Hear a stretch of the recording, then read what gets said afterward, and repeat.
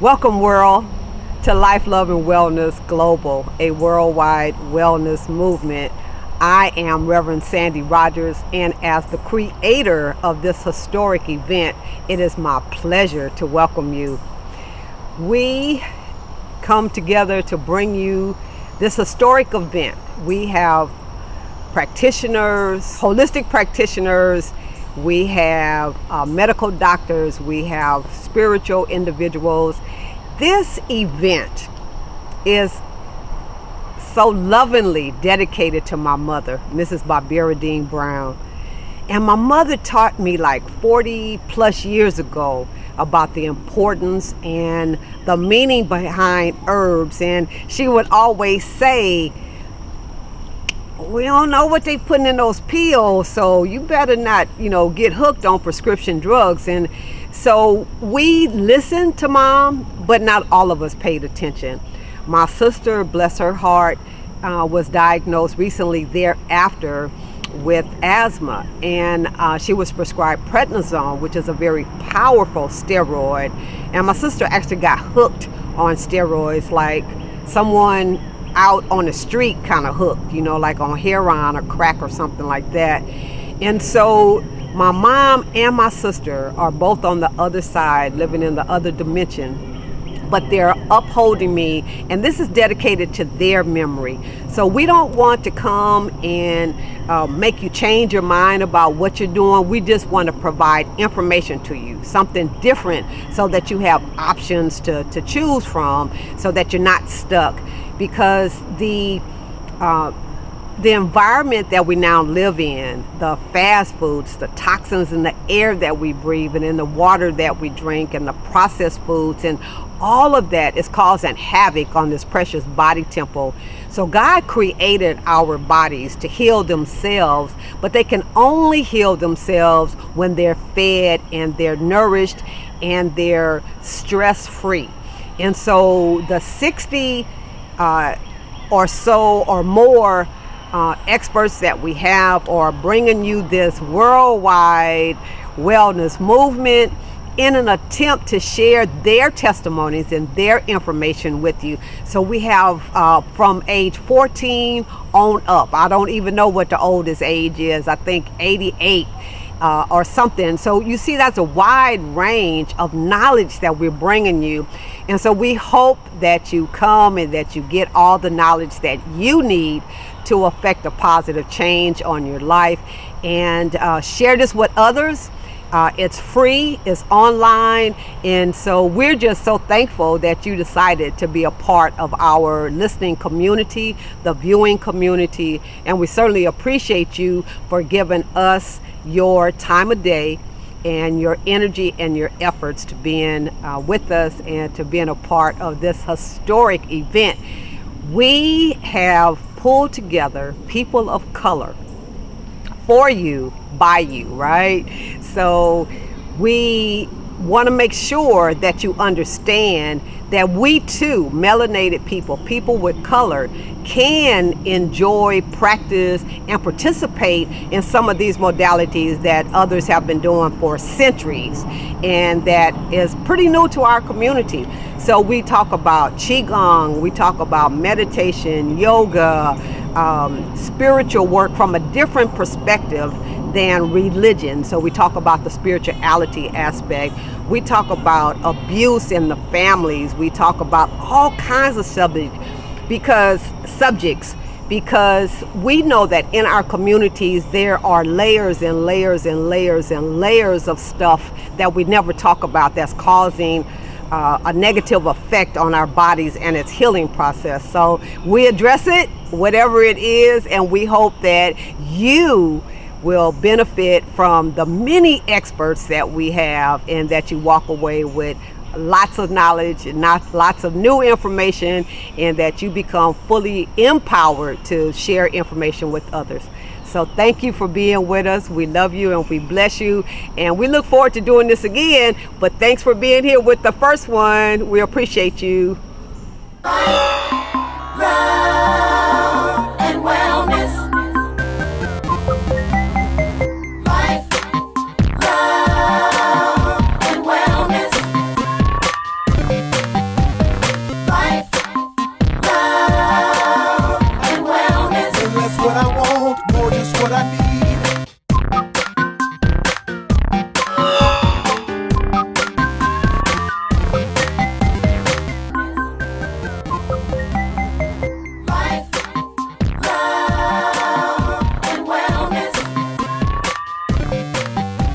Welcome to Life, Love, and Wellness Global, a worldwide wellness movement. Today we're honored to have Dr. Barbara King, is Bishop Dr. Barbara King, with us. She wears so many hats that it's just, sometimes it could be a challenge to keep up with all of her accolades that she's accumulated during her lifetime. So Dr. Barbara, as she is affectionately known, would you introduce yourself to our worldwide community, please? Well, I think you've done a good job. I'm a bishop, I'm a doctor, I'm also a Nana. I am known as Nana Yatumwa the first, as the first African-American woman to be a chief with the Ashanti tribe in Ghana. So that's my proudest thing, I think, that has happened, because they don't have women chiefs. And I've been honored by them in that role. But I'm very happy to be with you during this time to share some thoughts about what I believe about health and spirituality. It was in the early 70s when I lived in Chicago that I met my mentor, the Reverend Dr. Johnny Coleman. I had never heard of the International New Thought Alliance, and she said, you have to go to the convention. So with her, I went to the International New Thought Alliance convention. I forgot what city we were in, but they meet from city to city each during the summer months.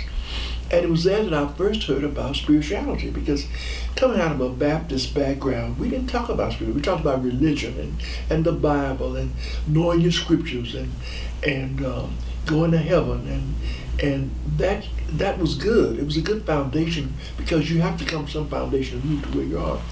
But I didn't know about the spirituality. And the thing that impressed me the most about it was that I didn't know I was a spiritual being. No one ever told me that I was a threefold being: spirit, mind, emotions, and body. That was a new idea for me, and I latched onto it because within my very own being, I would get ideas, thoughts would come. If I had to make a decision, I could get still. I always liked to get still. My daddy joined the Catholic Church. They taught me how to be still, following him to church. And I would get ideas, and sometimes I'd use them, sometimes I'd ask somebody what they thought, or I'd be afraid to use it. And I knew there was something different within me, but I didn't know what it was. So when I got into the movement of New Thought, I began to realize that was the spirit in me, because if you're a threefold being, and Paul says your body is the temple of the Holy Spirit, there are many evidences that there is something greater about us than what's outside of us. And so I began to embrace that idea, that what I was getting was ideas and thoughts and understanding from that creative spirit that was in me. Now that's hard for a lot of people to accept, because we've been so used to saying, well, I'm not only human. And being only human divorces you from being that spirituality, a spiritual person. And then my mind, I didn't realize how much your thinking, what you produce in your thoughts, has something to do with what your reality is. That was new for me. And then my body, even though I had heard kind of maybe once or twice in the church about the Holy Spirit, I didn't hear it all the time. So then it occurred to me, if I'm a spiritual being, then it's housed within my body. And because of the energy field that we live in, whatever I say goes into that energy field. So it was an awakening like never before. I embraced Johnny, I embraced her church. I went to the meetings. In fact, they called me to speak several times. And I was always the one that would talk about our eating habits and our exercising habits, and how I think it had a lot to do with what was happening to our bodies. And that's one key point I want to make, because when you are emotionally strapped, your emotion will attack that part of the body is the weakest. So if you're going through any kind of physical challenge and your emotions just don't understand, you're fearful, you're worried, you don't know what the doctor's trying to do, all those ideas would flood your mind, but they will flood also the body. Because I also learned that your cells are intelligent. It's so much about the body that we need to know that we don't teach. So when I came back from that first meeting, boy, I was hot with information. But having begun a ministry here in Atlanta, the first woman to step out as bold as I did, people in the South are good eaters. They like good old soul food, as they call it. They get by saying comfort food. And when I started talking about white flour, white sugar, and bringing people to the podium who could supposed to, they thought, where did she come from?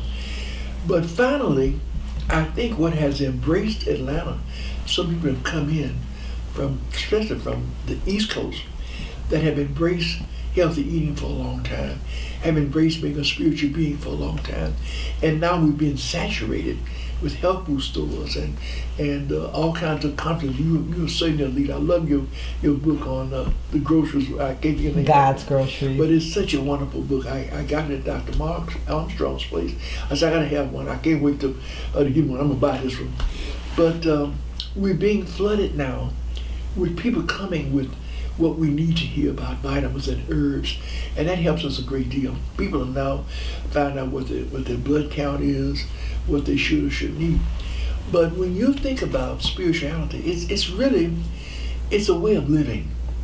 It's a way of embracing who you are as a spiritual being. We say you're a spiritual being, living in a spiritual universe, governed by spiritual laws. Many people don't understand that. But when you begin to use meditation as the seed of, I like thinking of the seed of my activity, to get into meditation, get still, and learn to listen. See, we talk so much, there's so much going on around us. We embrace the outer, but we don't embrace the inner. And so when you begin to get still and begin to listen, it's amazing. It's amazing what comes to you. It may be a hunch. Sometimes I just know what I know. I can't tell you why, but I know what I know. But the main part of it is that it has a lot to do with your being still. This is a month for our faculty of power, and power is governed by stillness. You can only know power when you learn to be still. And so I think that those of us who know this truth must get it out to the people. The sad thing that I think, and I don't want to judge, but our churches haven't caught on yet. Our traditional churches have not caught on. Some have. Some of them have centers where you go and take exercise, but they're not telling people that the combination of your spiritual life has a lot to do with your physical life. In fact, it has all to do with it. And so getting people to see the need to move in that direction.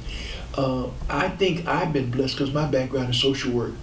And as a social worker, we had to learn so much in terms of workshops and having people engaged in different kind of groups. So Hillside moves in that direction because that's my experiences.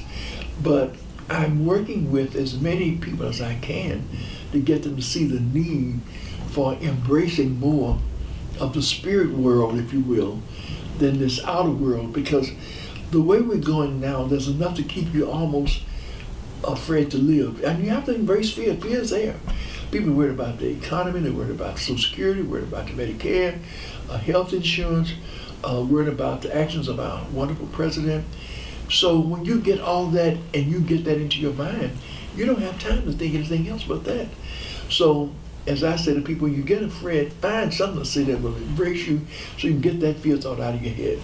But eating properly, let me go back to the eating. Now, they laugh at me. Sometimes I say, I gotta have a pork chop just once a year. We laugh about it. But the truth is that there are certain foods that you can embrace according to what your blood count is. I'm O positive, so I have a list of things that I can eat. And she said to me, the young woman at the vitamin shop, she said, now, the things on the side you can't eat, there's nothing wrong with them, but what it does in your body. And so therefore I know if I eat certain things I shouldn't eat, my feet will swell. And that is really, really something. Because I'm tall and I have to keep my feet elevated to keep the blood circulating up, because I've learned that if my blood doesn't circulate, I'm gonna have some swelling anyway. So when you begin to watch your body and what it does with certain foods, what it does with certain activity, you can begin to see, wow, Spirit is telling me to be careful. Spirit is telling me, don't go in that direction. Now, I had cheese, no cheese for me last night. I said, I want some cheese. I had cheese and some crackers. I knocked myself out last night, and I felt it. So I realized that the things I shouldn't eat, my body's going to respond to it. But Spirit is telling me not to eat. I'm just saying, I know what you're saying, God, but just a little cheese won't hurt. But it's a wonderful world to live in, the spirit world, and you shouldn't be frightened about it. I told a story about a balloon. My dad, when he first transitioned, spoke to me, and I believe we're so close to each other that we can feel each other and know each other. And my dad said he was working, but he would come back later on. That's been maybe 20 years ago. And two people in the church gave me balloons for Valentine's Day. One said Happy Valentine's Day, and one said I love you. Well, the one said I love you, it diffused quite quickly, but the other did not. My young lady that lives here with me, she came upstairs one night. The balloon came right upstairs with her from the kitchen. Came all, now I'm on the 3rd floor. The balloon came up the stairs. It scared her. She stepped back, came to my room and went around my bed a couple, 3 times and settled next to me. And I said, look, I don't know who you are, but I don't want to sleep next to you tonight. Please go over there and sleep. The balloon left my bed, settled. I have a fireplace, settled on the fireplace, and stayed there. It had just fused itself to where it's, but I had to stop thinking, well, who is this trying to get a message to me? That's the spiritual. Some people are afraid of it, but you don't have to be, because when you get grounded in the laws of God. Now we follow the principle of Jesus Christ. Everybody has their own teacher. I like him. When you get grounded in those spiritual laws, you begin to realize what is really the truth for you, that when you give, you receive, that when you love and not hate. When you learn to forgive yourself and give others, what happens is you touch a part of you that you didn't know was so real. And when you touch that part of you, what happens is you begin to see things, you begin to feel things. And I know that was my daddy. I just got still and I got that leading. That's your daddy. So things come in all kinds. God, spirituality is a powerful thing, but it comes, it embraces you, you embrace it, and all of a sudden you just know that's something I'm learning, something I'm knowing I didn't know before. The more I mature in years, the more I'm aware of who I am. But that doesn't mean I don't practice. You know, Johnny said, works if you work it.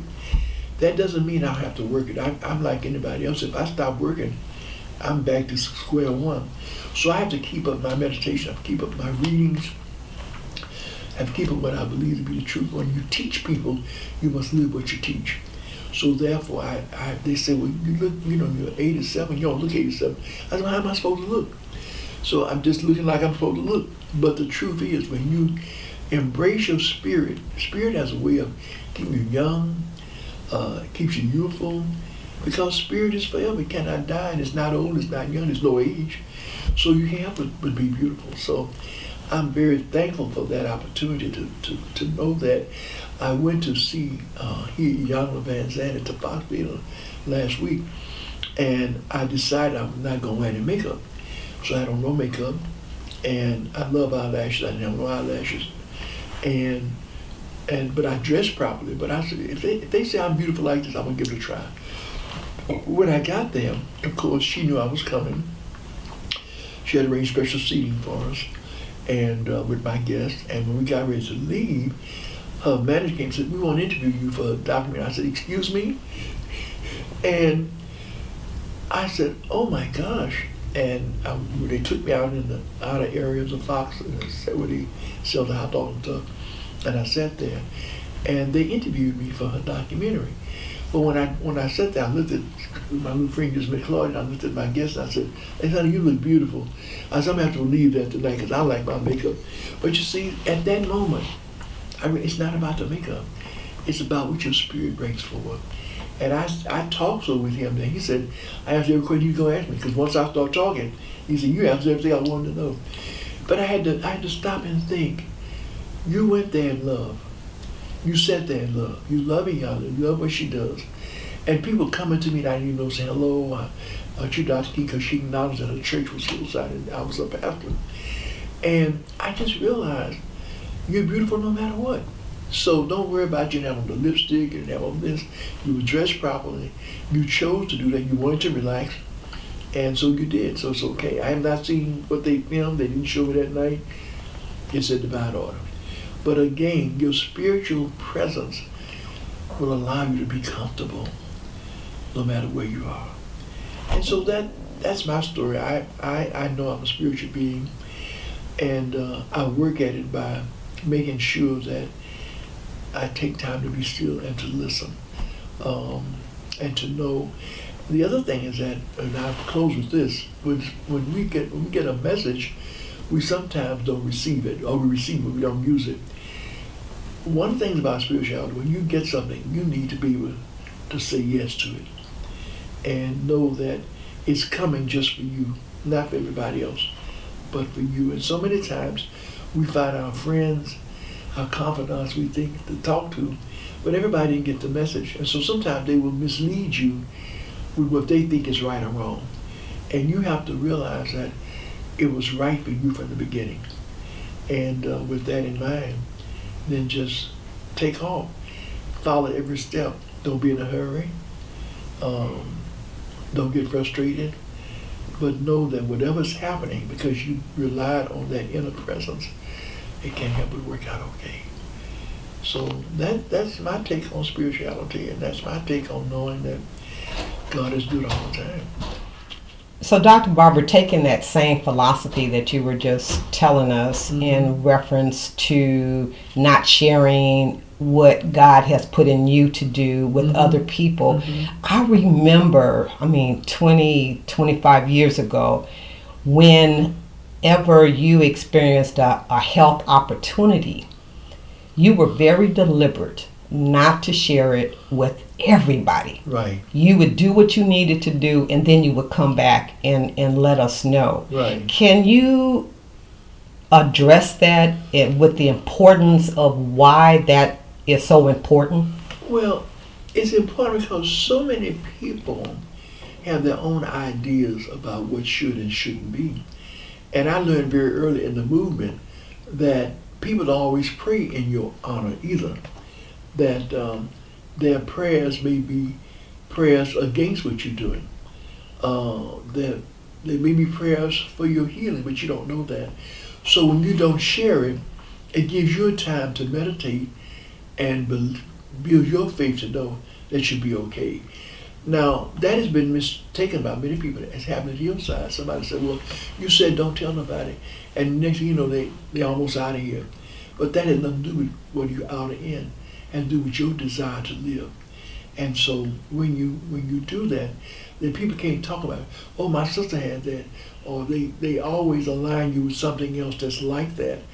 And when I had my health challenge, I even left town because the doctor I was going to was out of town. But I didn't lose contact with the ministry, and I did come back when I finished up my treatment. So the reason for that is simply so that you don't get somebody telling you what can and cannot be done in your case. And invariably, I've seen it happen times. Somebody will tell you, my uncle had it, my aunt had it, or this is what may happen to you, and you don't need that.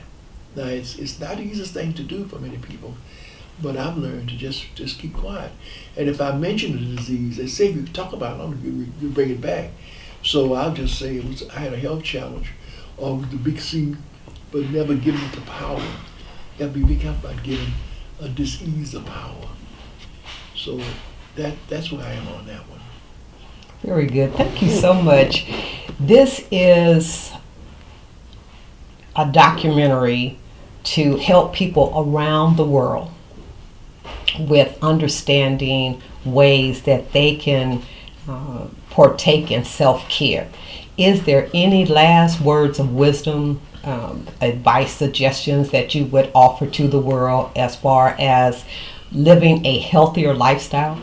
Well, living a healthier lifestyle is important for all of us because we're having climate challenges, global changes, and if we are not aware of what's happening around us in the environment, we won't live a healthy lifestyle. It takes work these days. It takes work to live a healthy lifestyle because the television gives us so much that looks so good. I was looking at a key lime pie a while ago, and I just felt like getting me a slice of key lime pie. But the truth is, the commercials are directed to people and to your consciousness. And and we have in the conscious level, we have a conscious level, we have a subconscious level. And you keep yourself over and over and over again, it intense that subconscious, and you will go out and do it every time. So you have to embrace getting away from so much of the outer that's around us.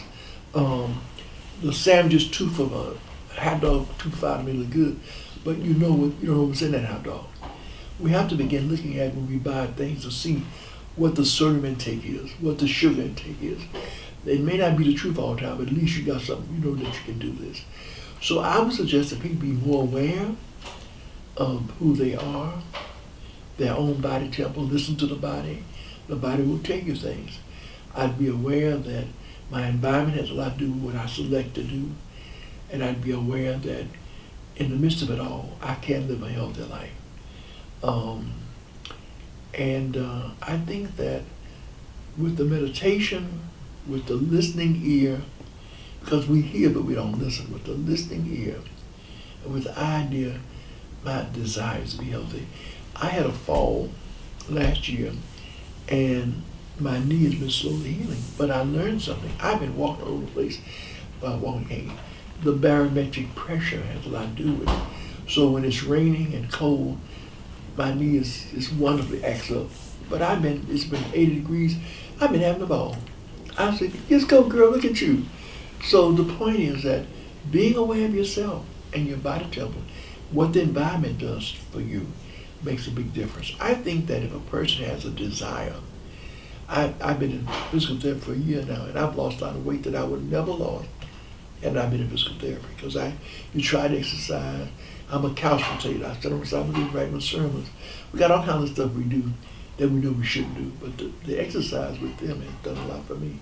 So I would say that find out what your body's like, listen to it, work at eating healthy according to what your body desires. I would say use meditation as often as you can. And I would say find a spiritual place where people spiritually are gathered together to find out who they are. That's important. Because so many times we stay by ourselves.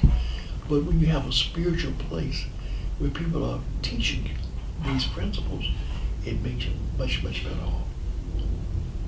Thank you so much, Bishop Dr. Barbara King, founder of Hillside International Truth Center right here in Atlanta. She serves as the spiritual mother to so many individuals around the world. And she has more stories. You can find them in her books. Thank you so much, Dr. Barbara. Thank you for asking me. God bless.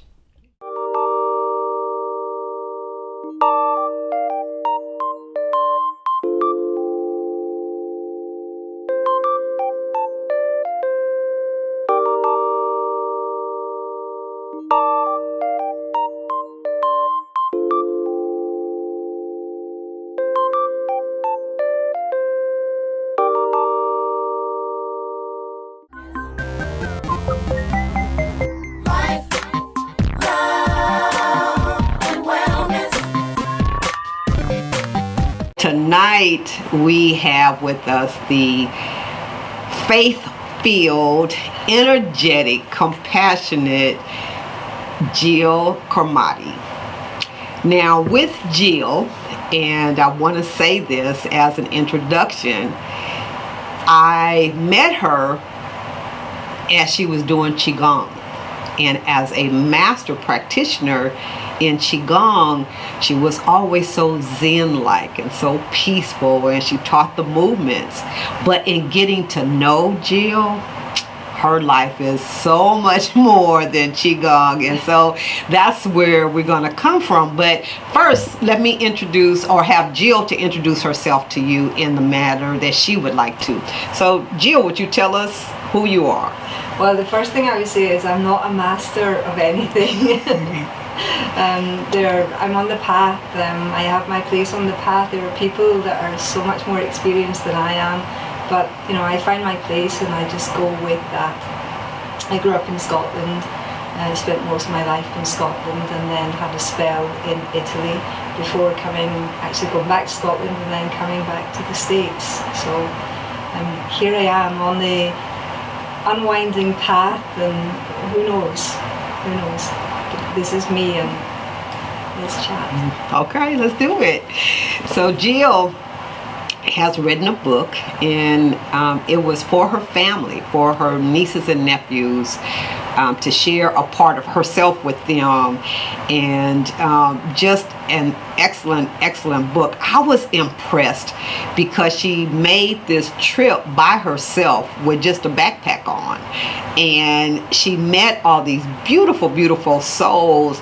And so in discussing the story with her, I found out just how much she's lived her whole life in faith. And so we want to kind of go through, perhaps travel down that road with Jill for a minute. So Jill, when did this adventurous part of you, when did it surface?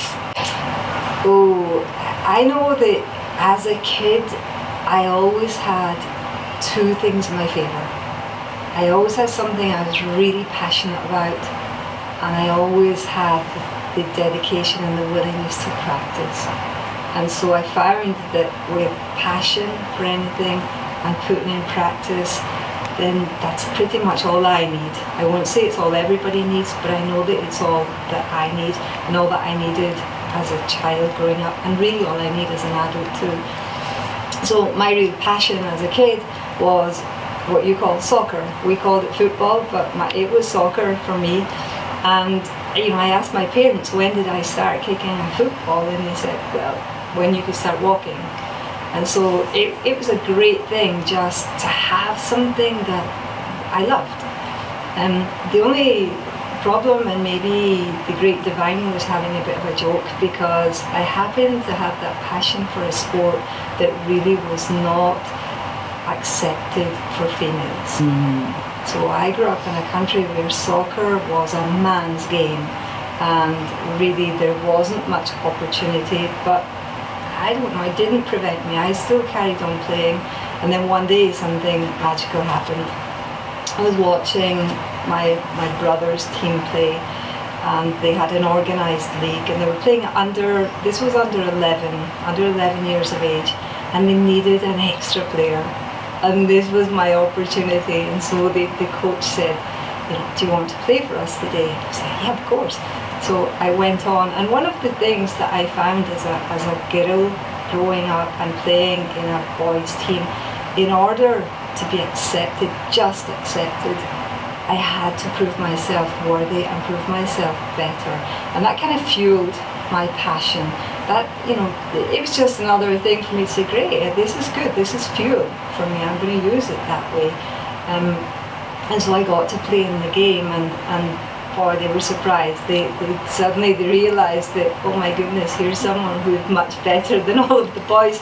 And at the end of the game, they said, look, will you sign for us and play for us till the end of the year? So, this is me. It was like winning the lottery. It was my absolute dream come true. So I played at the end of the year, and I kind of stood out, not because I was just female, but really because I was better than a lot of the boys on the team. So at the end of the year, when they had this big celebration, and who was going to be voted the best player, who was going to be winning the prize for the top goal scorer, it was Gillian, Carmody, at this time. So I won a lot of awards. And then, they put this tiny little article in the local newspaper, and it said, oh, this was a really good year for the team, and look what happened, and this female won this, and this. And within about a week, my world fell apart.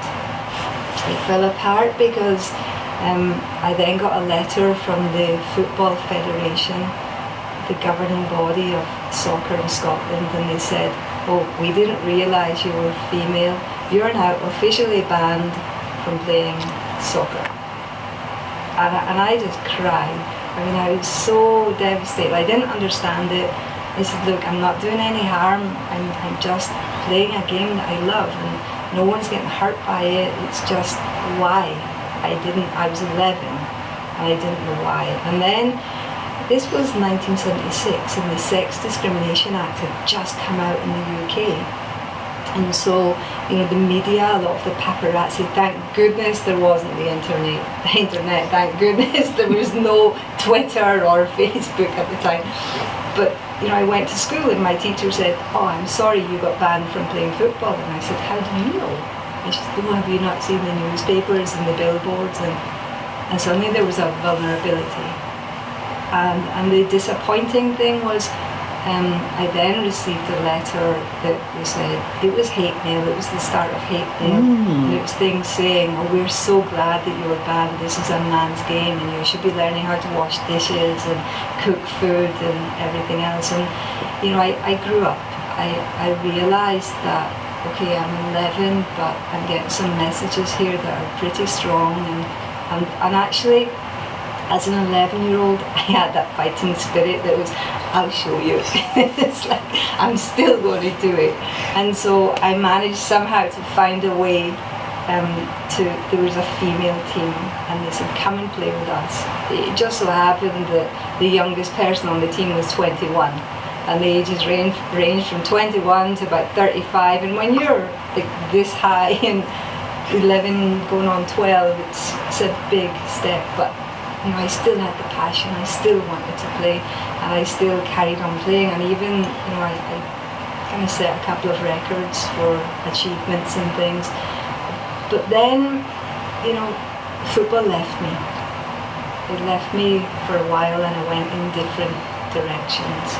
You know, I found myself pretty much living a life that I knew that my parents wanted for me. I knew they wanted me settled in maybe an office job, maybe Monday to Friday, 9 to 5, start putting money into a pension fund. And I was young, and I really, really didn't know, and I just felt the desire to think, I don't even know who I am anymore. I don't know myself.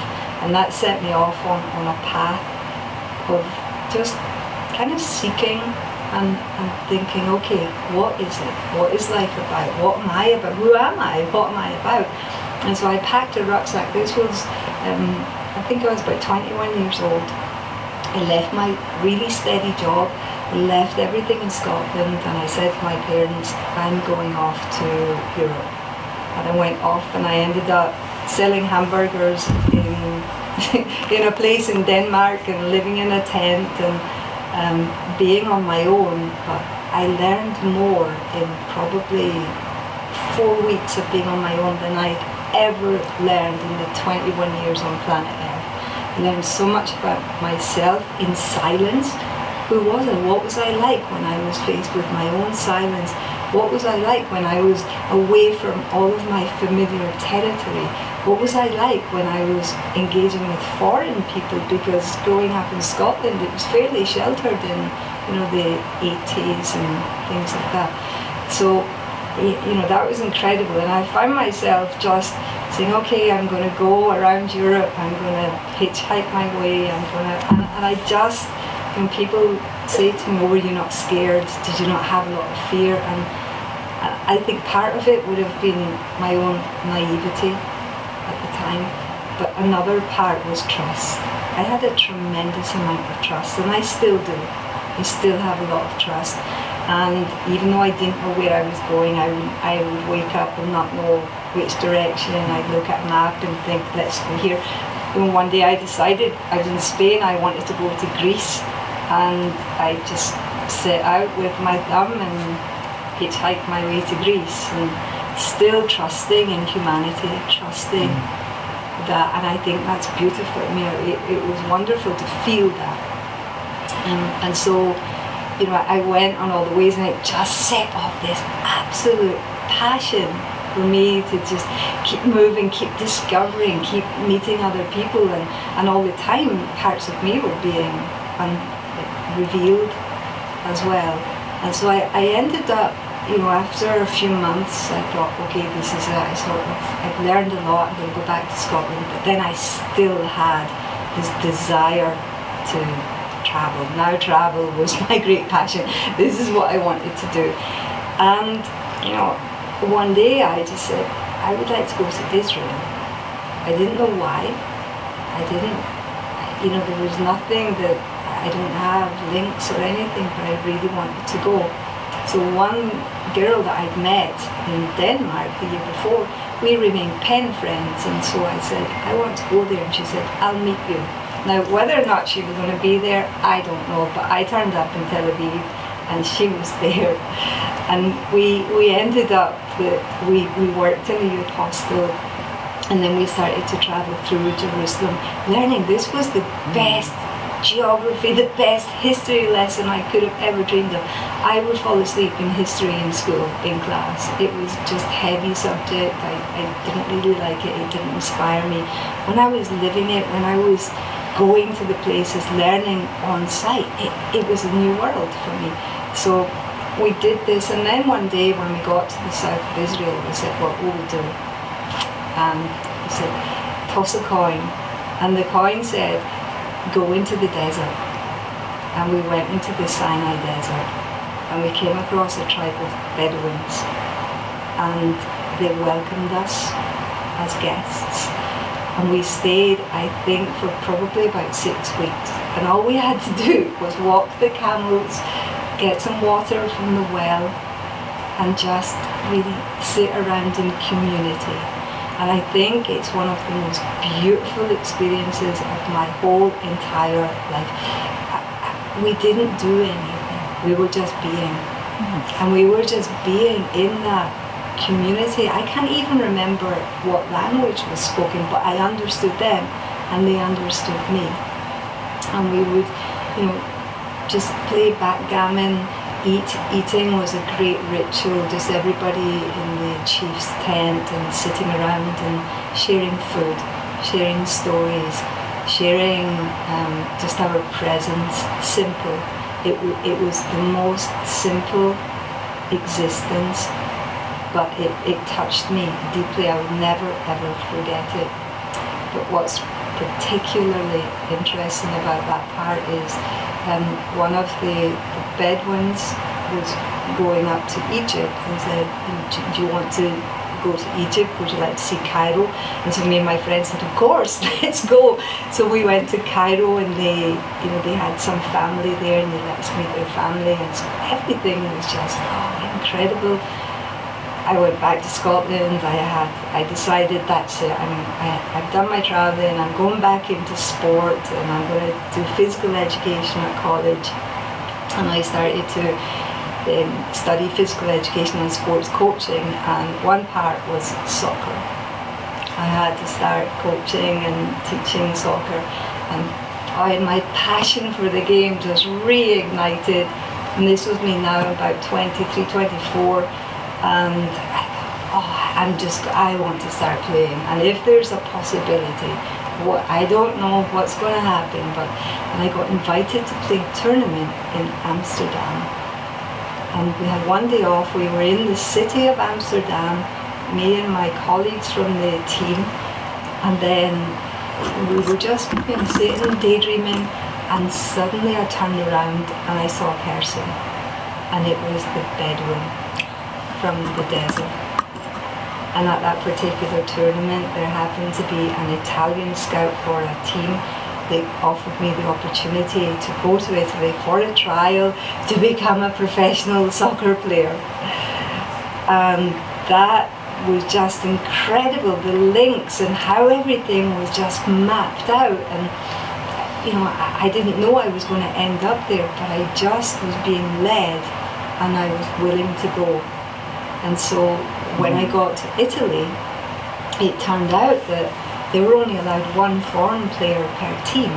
And so the foreign player that came had to make the difference. They had to be the one that kind of stood out and made a bit of a difference to the team. And really, for me, it's the absolute and coming full circle, because that was the equivalent of me and the boys' team. I had to prove myself there. So when I had to do it in Italy, I knew that game. I knew how to do that. And I had just glorious years of playing soccer at my highest level. Fantastic, just memories, opportunities. And so, yeah, that was the great discovery. But then I have, I'm just always lost or found. That's it. Sometimes I'm absolutely found, and that's what happened there, and then sometimes I get absolutely lost. It just happens that way. And my time of being lost was after football, when I was in a relationship with a person, believed that this was going to be the one for me and everything else. 10 years together, and then 5 years of it weren't that good, and I knew that it didn't feel right, but I stayed. I stayed for probably a host of reasons, maybe not even admitting the truth to myself, but just feeling that I'm hanging on because this is pretty much all I've got. It felt like coming off of football, it was like, okay, now I've just hit the bottom again. It's like, oh, now who am I if I'm not this soccer player? What identity do I have? And I was always sort of wrapped up in that. And that's really what inspired me for the little booklet that I wrote, because this was my I called it the soul's pathway to grace, because it was the walk. I chose to walk the Camino de Santiago, which is the way of St. James. It's a walk in Spain after the death of Christ, when the apostles came out to preach Christianity. St. James took the route through France and northern Spain, and so he had lots of followers he set up, and it's become this pilgrimage, and people walk it and have been walking it for centuries. Now, I wasn't looking for anything spiritual, anything religious. I wanted a good hike. I wanted something that would remind me, hey, you're living. Come on, get moving, start doing something.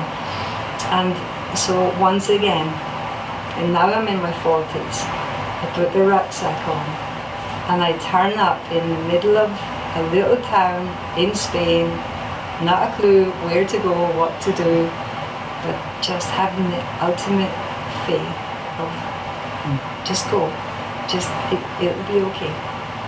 And so I started to walk, and as I started to walk, it was late in the day, and I kept turning around and I kept looking at civilization getting further and further away from me, and I'm going further into the mountains and the wilderness and thinking, I feel vulnerable. There's a huge vulnerability that comes with that. What can you do? You have to face it. You just keep going, just keep facing it. And then I met at the first place, I met this young man, and I said, look, do you know where I can stay? And he said, yeah, there's a cattle shed. You stay here, I'll stay with you. And then suddenly all of my fears were coming up again, and all of the things that I was battling, like my lack of trust in relationship, my lack of trust in men because of just the disappointment that come and everything was suddenly, I had no option. I'm there, I have to live it. And it turned out he was the most pleasant person. He became my walking companion for a while, and I discovered that all along the way people would come and go, and that was, I got some amazing life lessons that people would always come and go. And then the other thing that was particularly interesting for that walk was, as I carried on, one day I suddenly became overwhelmed with emotion. And I didn't know where it was coming from, what was happening, but it was like, I started to cry. And then I walked around the corner and I saw this statue, and I saw a nun praying in front of the statue, and I knew that I had felt her presence way back then. And it was just a moment of watching reverence, watching that beauty of someone deep in their own faith, and just, you know, I wouldn't even say it was tempting. I wasn't tempted to take a picture. You know, a lot of people, especially now, would just, oh, I want a picture, I want to put it on Facebook. I wanted to respect the moment. I wanted to feel it with her.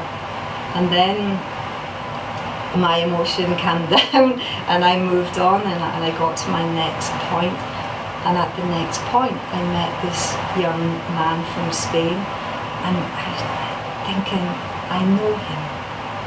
I know him.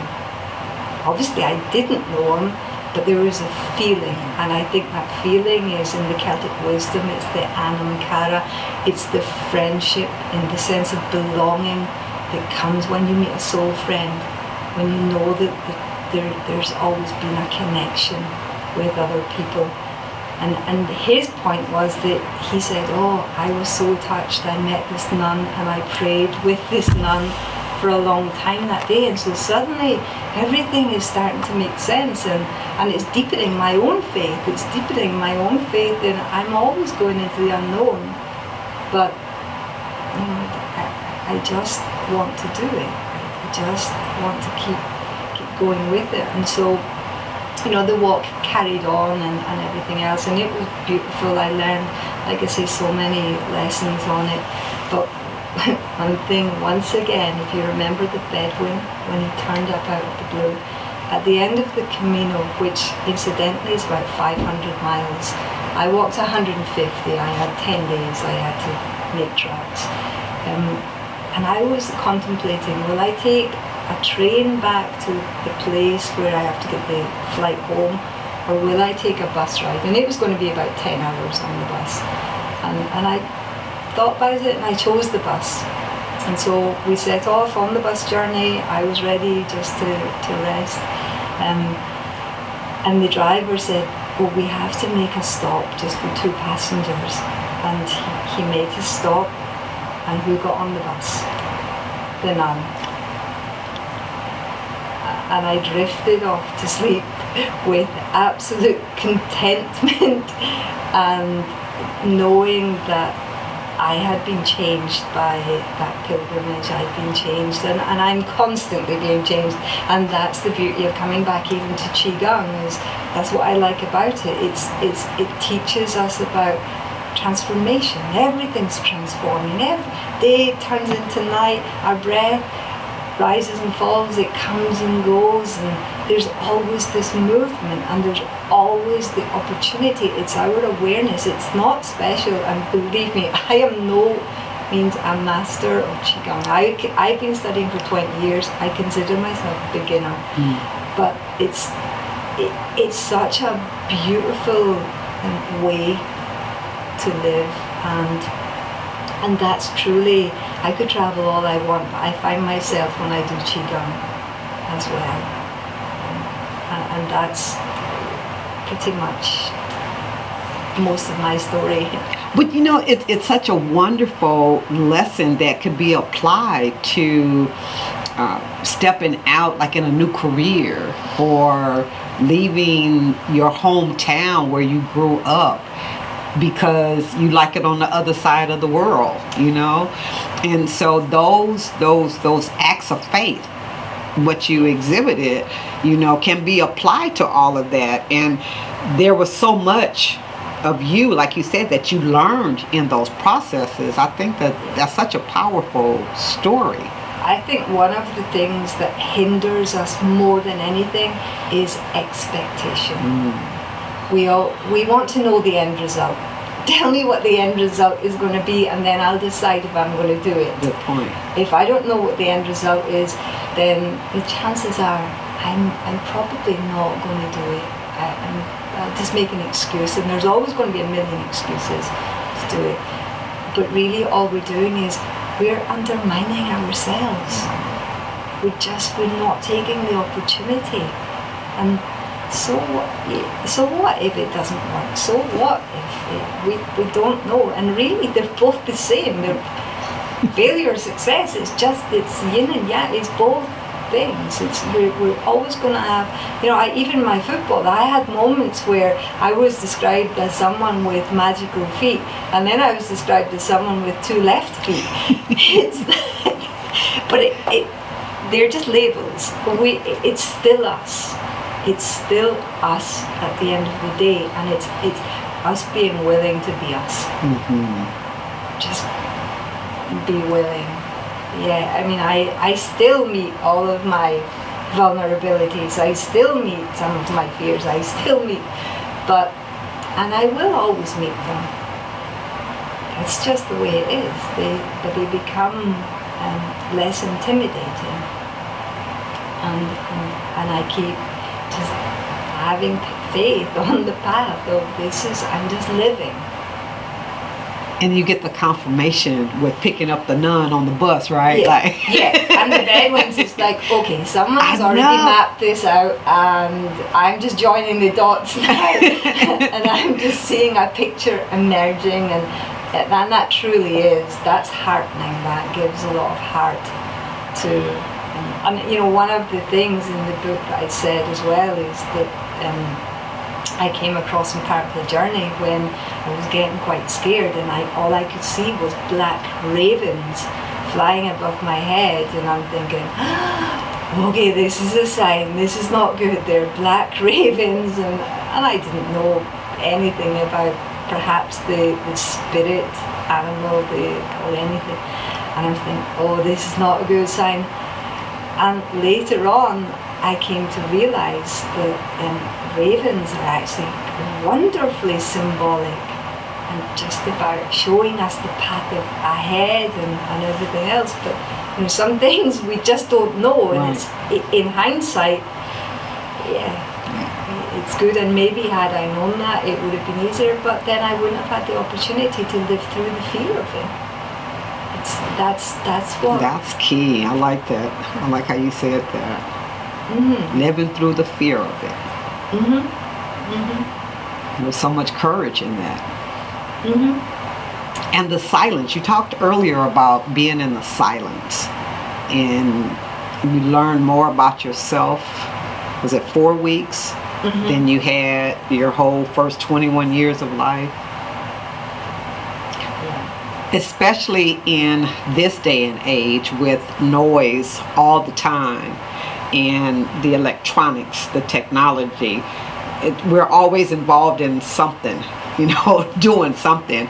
But just to be still and be in the silence, that is such an empowering experience. But too few of us will take the opportunity to do that. I think it's, you know, it's back, when people see the symbol for Qigong or Tai Chi, actually, it's the Tai Chi symbol, yin and yang. What they don't forget is the word and, because they either want all good, no bad, or all action, no silence. And it's not yin or yang, it's both. And it has to be both. There's nothing in nature that doesn't have both of these dynamics working. But we think we can control it, and we're part of nature too, and we have to find that balance. Of course you can have all action, lots of information, that's great, and keep building that, that's beautiful, but don't leave the other one behind, don't leave the silence behind.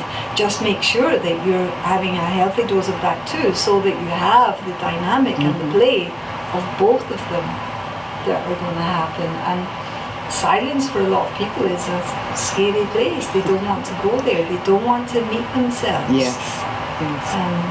But you're you.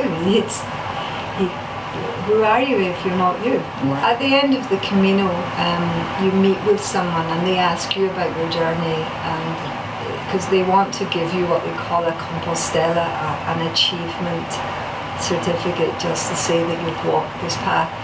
And you know, they'd said to me, well, why were you walking it, and what was your experience about, and everything else. And you know, I just said I just wanted a good hike, really.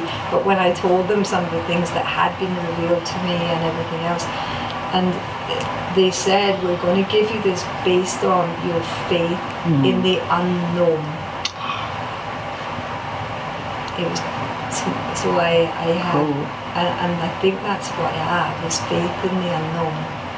And even, you know, with my practice with Tai Chi, I just keep doing it. I don't do it because I think it's going to take me from here to there. I don't know where it's going to take me. I don't know where anything's going to take me, but I'm developing faith with it. That's what faith is for me. Practice. This is the only word we need to know. If you want to be kind, practice. If you want to be generous, practice. If you want to be adventurous, practice. If you want to do anything, practice.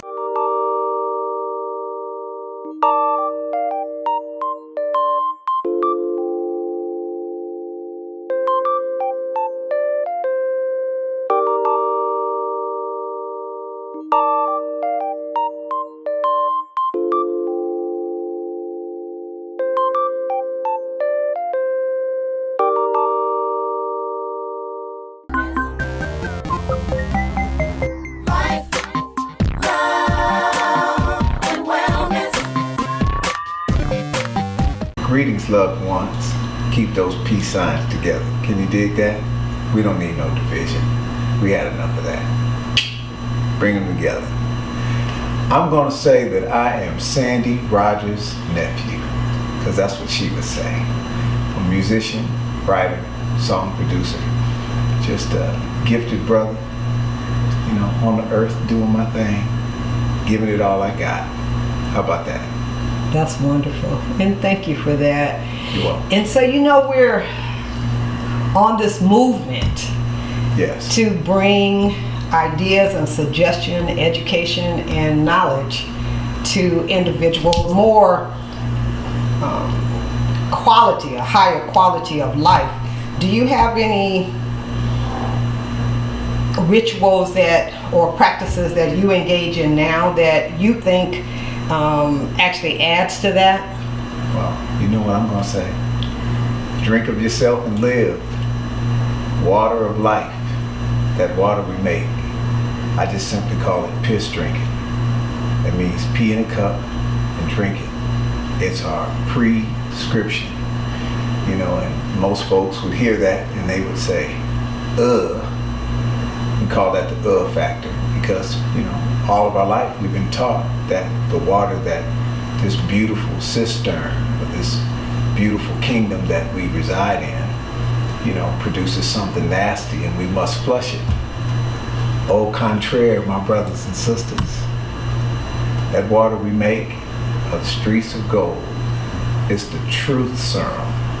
It's the elixir of life. It's memory water. You know, and when you read the Bible, and I'll just say from my vantage point, because I'm a Bible lover, I've always been a lover of the book and the information in it. Whether true or not is really irrelevant. And what's true is, hey man, there is a Bible that was here when we were born. The information in it has always intrigued me. And the beauty of it is the story is about the water.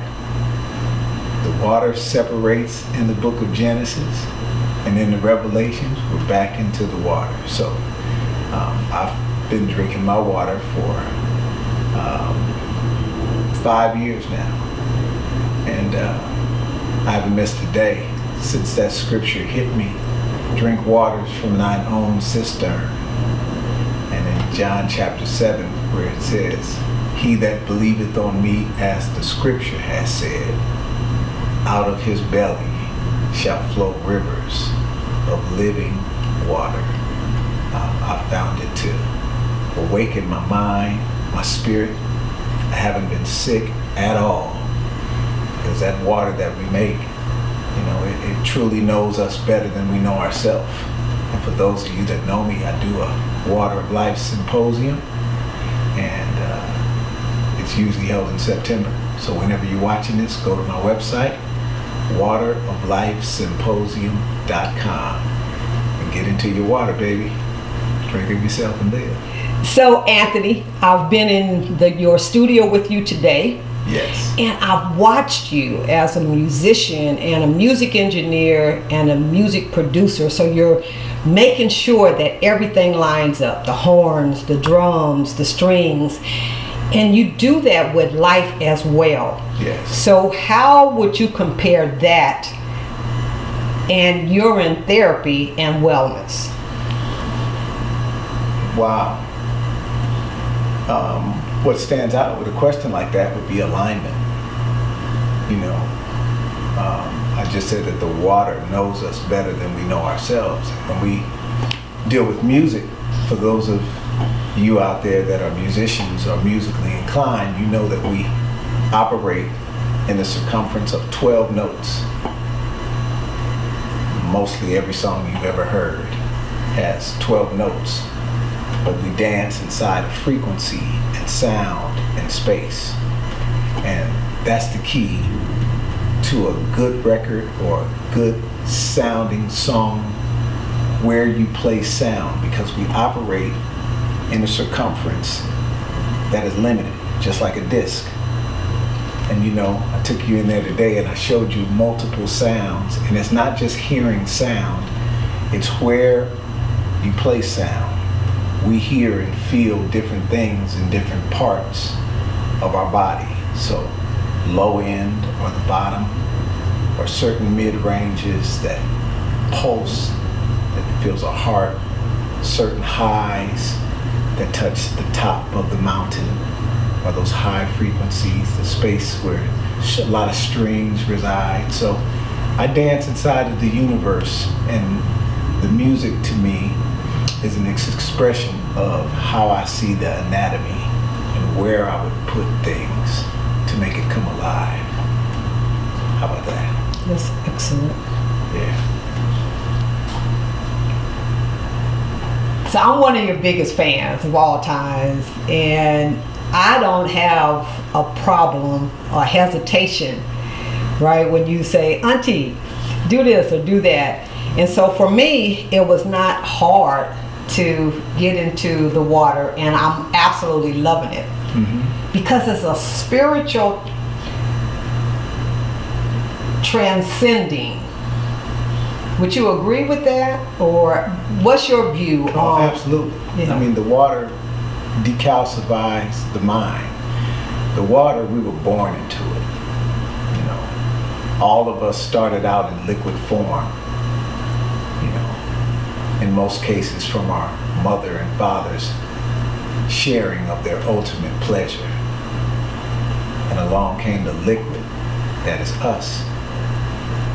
And in the water of ourselves, over a period of time, 9 months or so, we form ourselves with no help from the outside world whatsoever. Here we come. The flip side to this formation is once we enter into the realm of flesh or dry land in the world of government, taskmasters, you know, rulers over people, laws. We're born into a realm of eating, consumption, and unfortunately a separation from the same water that formed us, which is why we are sick, why we see our health declining in mass numbers.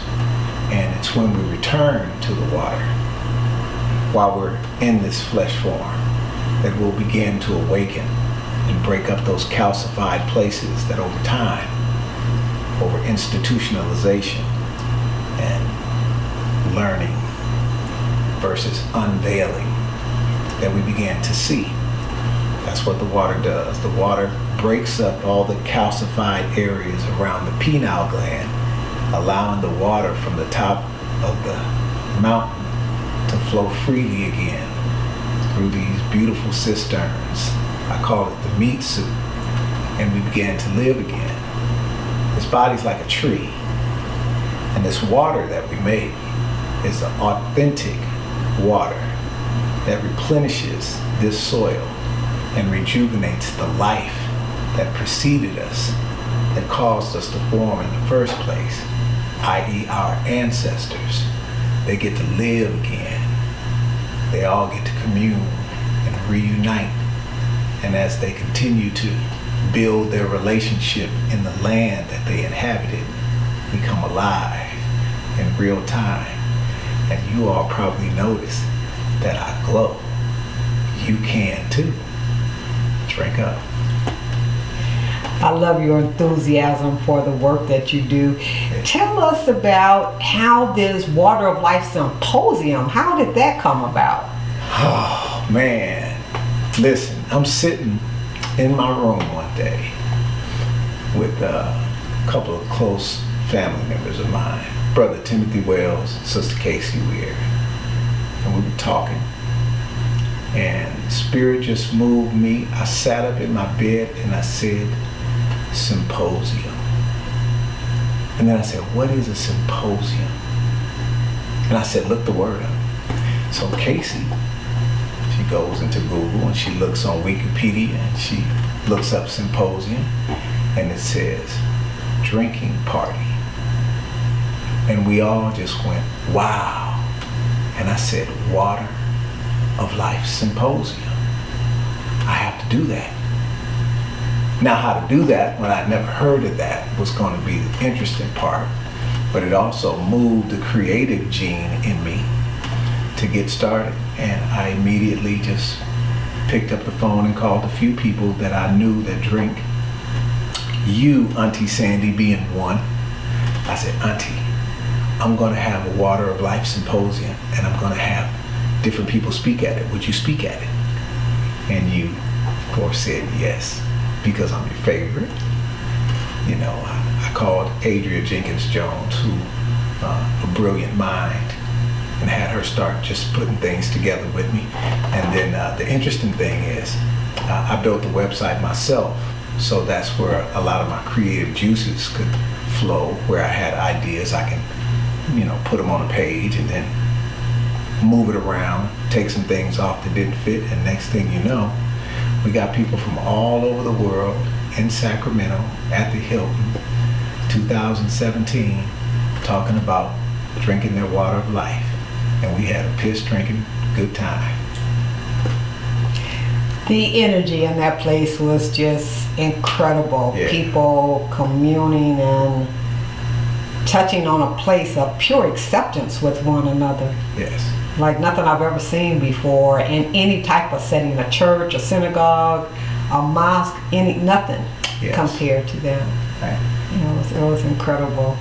So what would be your hope for humanity?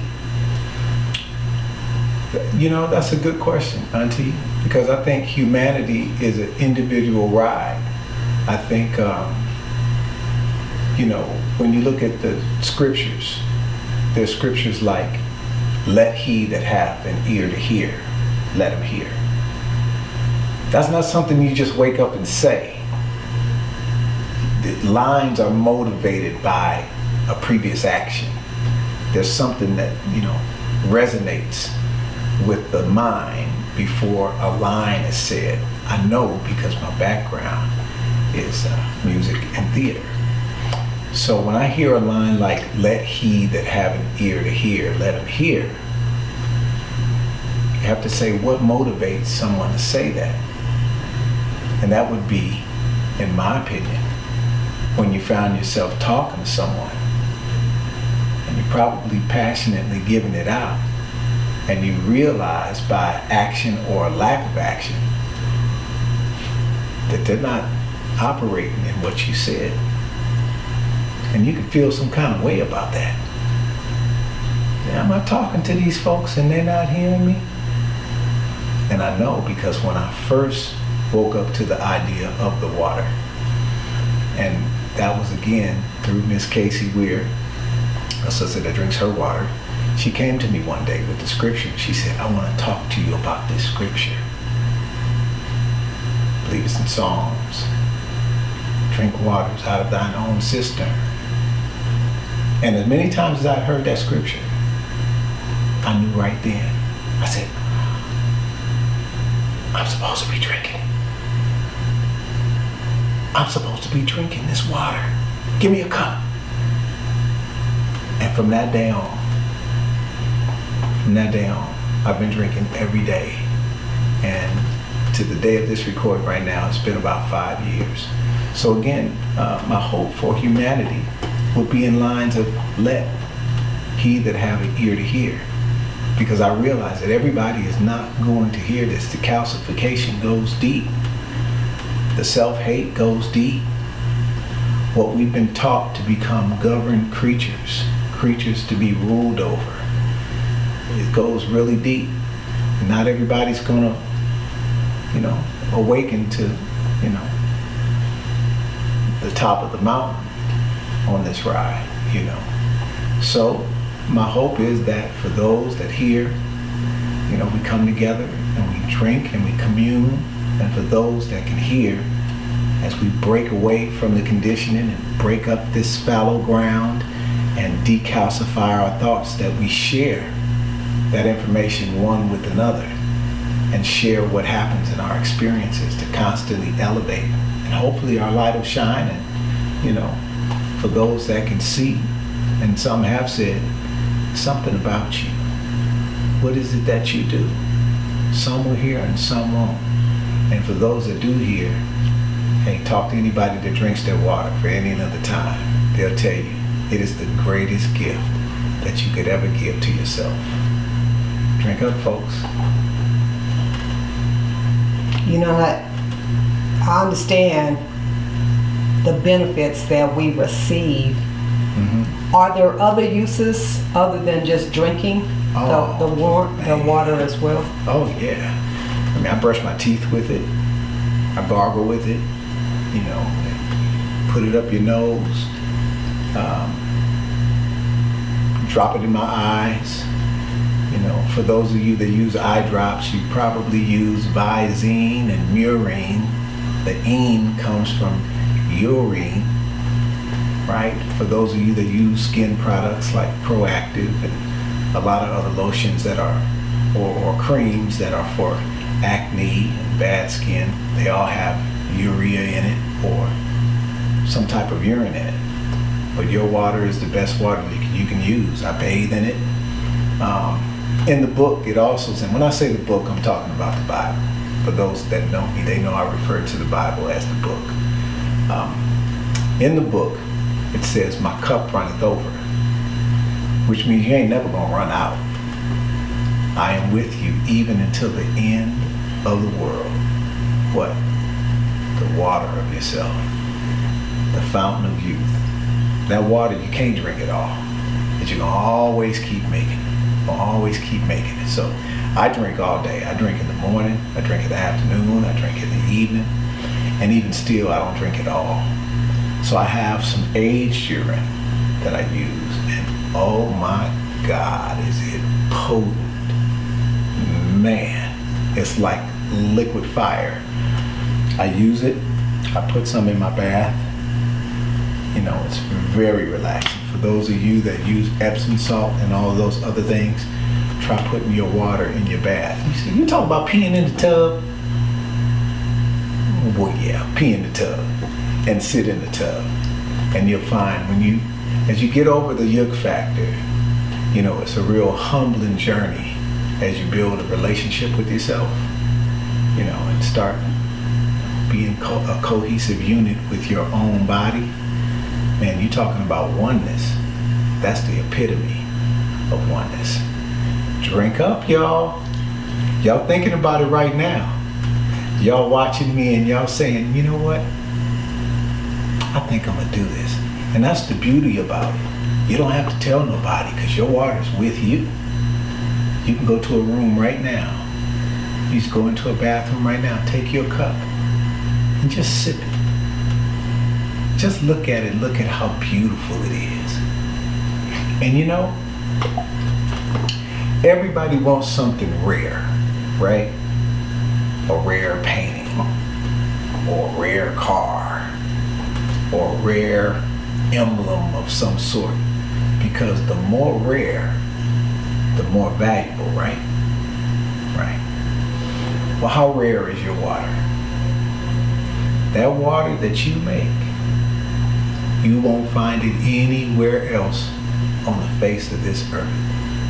Only you can make it. Why do you think it's the first thing they ask you for when you go to the hospital? And you pee in a cup, and somebody walks in with some gloves, and they take it out of the room, and you never see it again. You might want to ask them for that back. Hey, bring that back. And what y'all doing with that? I'll take that. Because they want to take that which is authentically you, your prescription.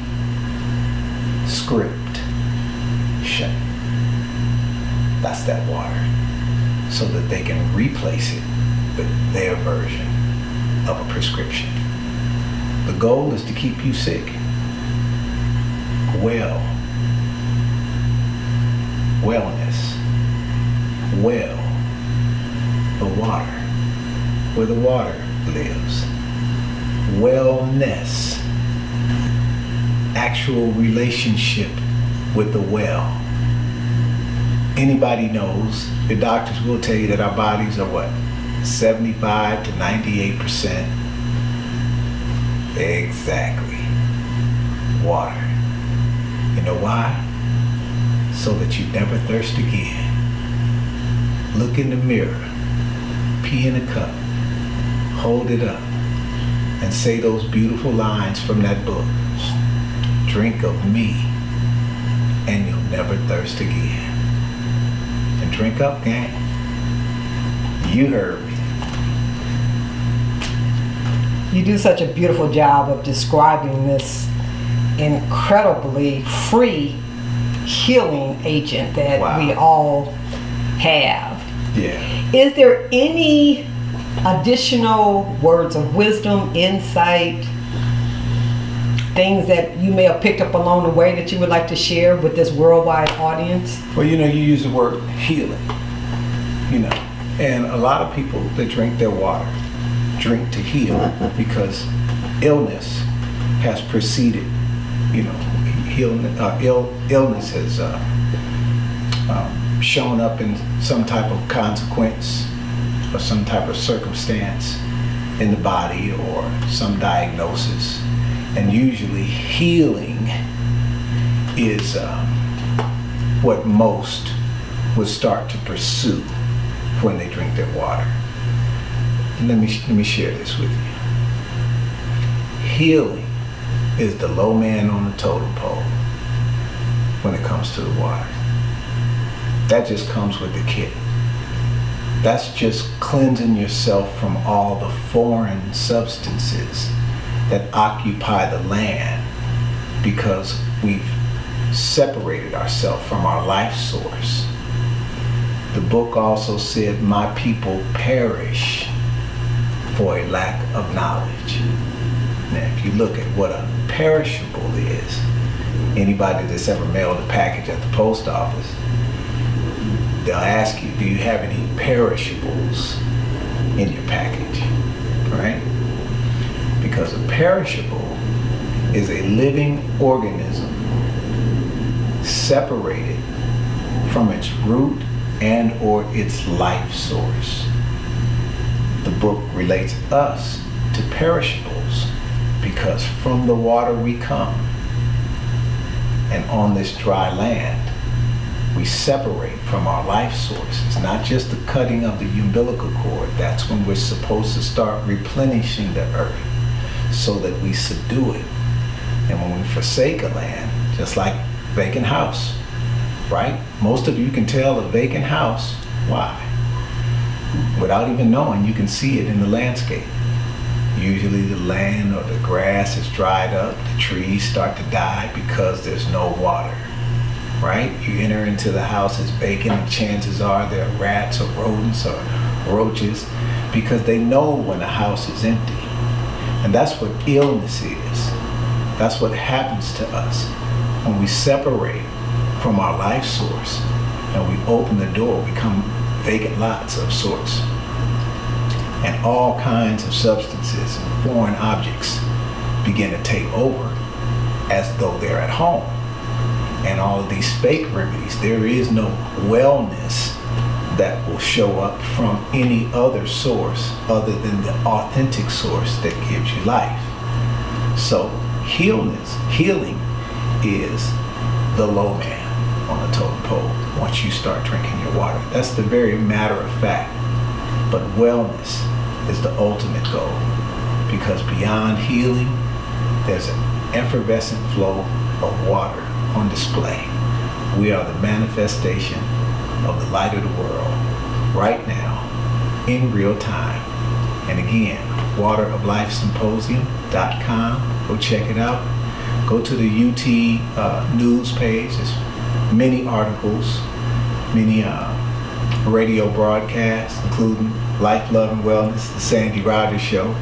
We've done many shows, videos, and just sit back, open up your mind, let your spirit be free.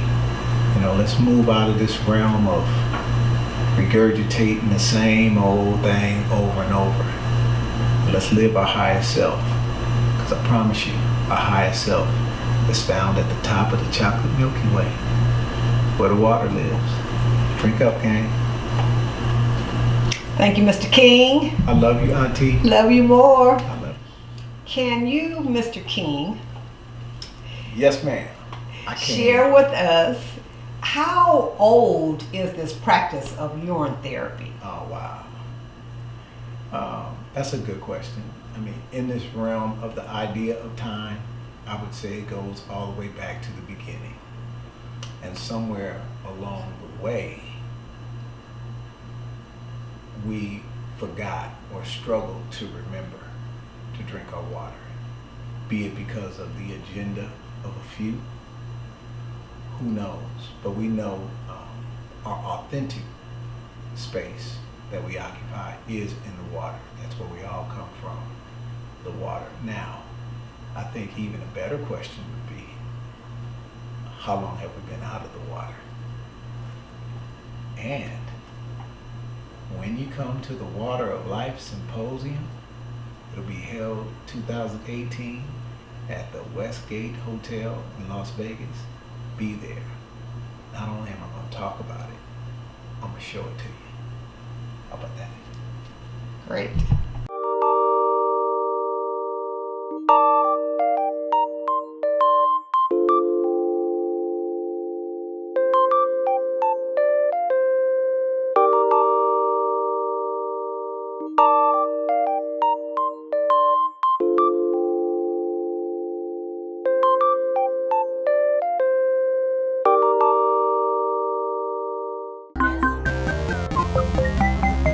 Life, love, and wellness. Yes, I'd be happy to. Let me begin by just saying thank you for this opportunity, for this platform. I'm really honored and deeply touched to have been asked to participate. So, I am Muja Shakir. Some people call me Dr. Shakir, and more fondly, I'm also known as Mama Muja. Yes, we are here at Nature's Garden for Victory and Peace, which is kind of a live-work environment. I live here in the home, but I also use my space as a workshop. We host all kinds of activities here, which I'm sure I'll be saying a little bit more about it. But just by way of introduction, I was born and raised in Detroit, Michigan, and I went and lived there until I was about 30. Although my parents, my mother and father, were both from Alabama, and it's really interesting how I ended up living here because it had not been in my cards, so to speak, until much, much later on. But as I said before, I grew up in Detroit, which was a really big city, majority black city, during the years that I lived there. And then in the early 2000s, I moved to Oakland, Berkeley, they call it the San Francisco Bay Area, where I lived and worked for 20 years. And then a part of what happened for me, obviously, I am the type of person that likes to have different and new experiences. I enjoy traveling and whatnot. So my visit to California, I actually thought was going to be a short visit. I mean, not a short visit. I mean, I knew that I had moved there, but I did not know that I'd end up staying there for 20 years. I ended up getting married, having my second daughter, and opening up a business, which was at that time called the Urban Village International Boutique and Community Center, and doing lots of political work to free political prisoners. I devoted about 10 years of my life to freeing Geronimo Pratt, who was released from 27 years of incarceration in around 1996, 1997. But the way that I ended up being in Alabama, being the type of person that I am, that like to have new experiences, I was taking a course at the California Institute of Integral Studies, and one of the professors gave us an assignment to envision where we wanted to be in 5 years and what we wanted to be doing. And at that time, they didn't really call it a vision board, but essentially that's what I ended up creating a vision board. I just thought of it as a collage. And I made the intentions to move to the Southeast, to buy land, and to build an institution. That was one aspect of what my vision board included. And I want you all to know that within 5 years of having worked on that vision board, I found myself accepting a teaching position at Tuskegee University as an occupational therapist, teaching occupational therapy. And I worked there for 16 years until I just recently retired. Now, during the 14 years that I had lived here, I found that I got caught up in just everyday life. You know, the life of just living, going to work, and doing whatever else I was doing. And then finally, sort of something came back over me, and I began to refocus myself on this vision that I had. Okay, so I had manifested the fact that I was in the Southeast, even though when I thought about where in the Southeast I wanted to go, Alabama was kind of like number 5 on my list. And after having lived in the Bay Area, I was more drawn to what I thought would have been like a coastal area. But what happened was that I saw an ad in a professional journal, and Tuskegee University was looking for a professor to teach occupational therapy. So I called, and all the doors opened instantly. I even had a friend of mine who is a Babulao to do a reading on it. And he said, Muja, it's a really good reading. It's a very strong reading. He said that if I got a reading like this, I would follow it. And he said that the ancestors had called me here. So with that good reading and my own desire to move, I decided to come. So that's how I landed here. And as I was saying, that for at least 15 of those years, 14 or 15 of those years, I didn't continue to pursue the fullness of what I had envisioned, but I had managed to get into the Southeast. And then I began to tell people in the area that I was looking to buy a home and some land. And there's a wonderful lady that doesn't live too far from here, and I refer to her as my angel, because I just told her, I said, you know, I'm looking for, I want to buy some property. And I told her I was looking for a house and some land. And she said, well, I know of 2 places. And she took me to one place, and she brought me to this place. And I fell in love. She said, I think that place has 15 acres of land. And I was so ecstatic. You know, the house was really in bad shape. It needed a lot of fixing up. But when I finally came to the land and then investigated like who was selling it, it turned out to have 57 acres of land. And not only that, but a pond. And she never mentioned the pond. And I call it a pond because I'm from Detroit, where we have the Great Lakes. And so it's hard for me to refer to it as a lake. But technically, they say that anything that's over, I think, an acre or over the size of a football field or something is considered a lake. But it's a decent size, and it has fish in it. And it's a man-made lake, but it's clear that it's being fed by underground water. And the 2 people who built this house, a husband and wife, they were both veterans. And I understand now from all of the local people that, you know, he passed away. He was a pond builder. He was also an engineer in the armed services.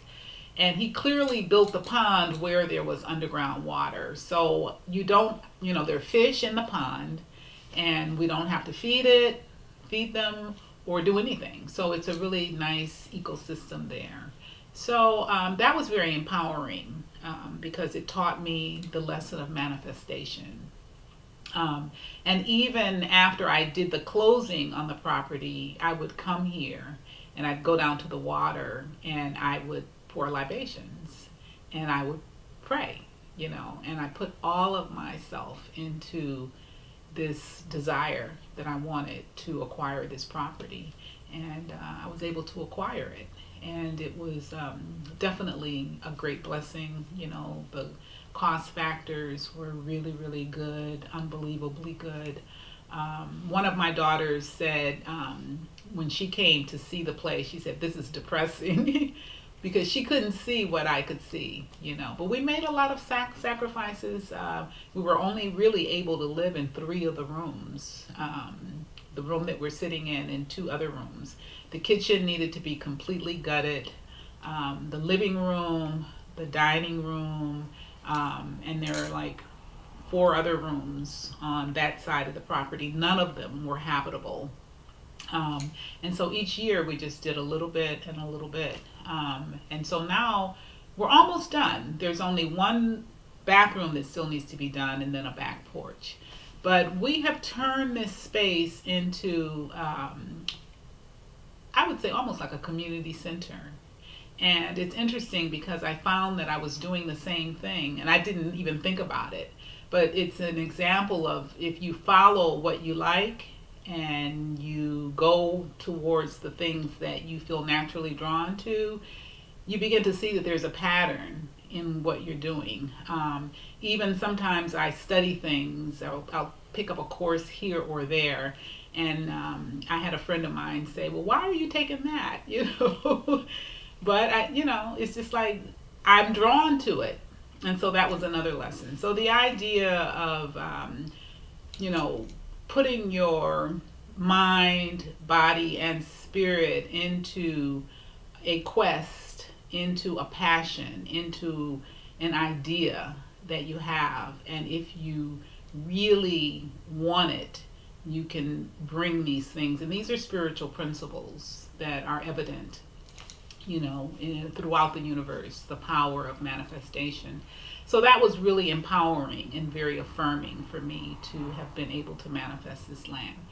And that because the whole experience was such a godsend, I decided that I wanted to put 25 acres, which is almost half of the property, into a community land trust. This is also a way of honoring what has been given to me, to now turn around and give it and to share with other brothers and sisters who are interested in building this holistic, intentional, transformative learning community. And so it's a holistic vision. And we're using the arts as the primary tool. And when we say the arts, we define the arts as any human activity or occupation that, when performed with mindful imagination, beauty, and social responsibility, as an art. So that means that it's bigger and broader than the performing arts or the visual arts or the things that we classically think of as being art. So it includes those things, but it can include any human activity, any occupation, as long as it's performed with mindful imagination, which is creativity, thoughtfulness, beauty. In other words, you want to create the best possible product. You want it to be aesthetically pleasing, and social responsibility. We don't want to get overly involved with capitalistic models or fast money or things that we know aren't sustainable, So that's our definition of art. And so that opens the door really for any person who has a great idea, whether it's the healing arts, visual performing arts, farming, because we got 57 acres here. We're called Nature's Garden for Victory and Peace. Yes, a physical garden as well as a metaphorical garden. That everything that we do, including our relationships with each other, our relationships with the broader community, should always be caring and healing, So it opens the door for people to participate on many different levels. Now, to take this concept of building a community a little bit further, and it took a while to really conceptualize this, a couple of years of just kind of stewing in it and thinking about it over and over and over again with others. we came to the realization that we wanted to create a community of people who are of similar mindset. Not exactly, because you're never going to find people who think exactly the same. We're always going to be individuals with individual perspectives. And so that means that we have to be in dialogue with each other. That means that we have to study together and have discussions so that we can begin to understand each other's perspectives in different languages that we might speak. So it seemed to us that it would be easier to build a community of like-minded people who all share some kind of spiritual practice. It's non-denominational. We don't care what your particular affiliation is, as long as it is something that is designed to help you to reach your highest manifestation of yourself. But that we would like to be together on some regular occasions, that we might pray together, or we might meditate together, or we might do some, we would share something as a community in the way of a spiritual practice, but that people would be free to have their own homes, their own quarters, and to establish their own businesses, but that there would be this unity and a supportive environment of giving and receiving, and for the collective good. And so that from this community, we could then provide services to the broader community. The broader community would then visit the community here for festivals, for example. We offer 2 festivals a year.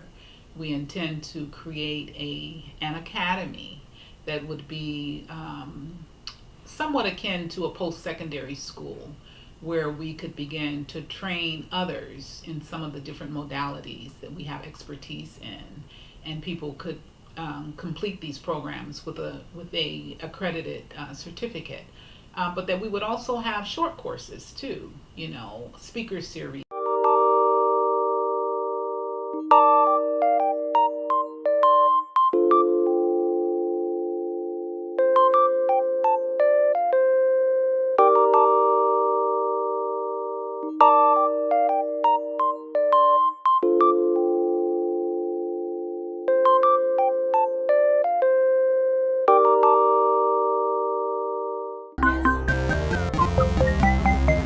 Life, love, and wellness.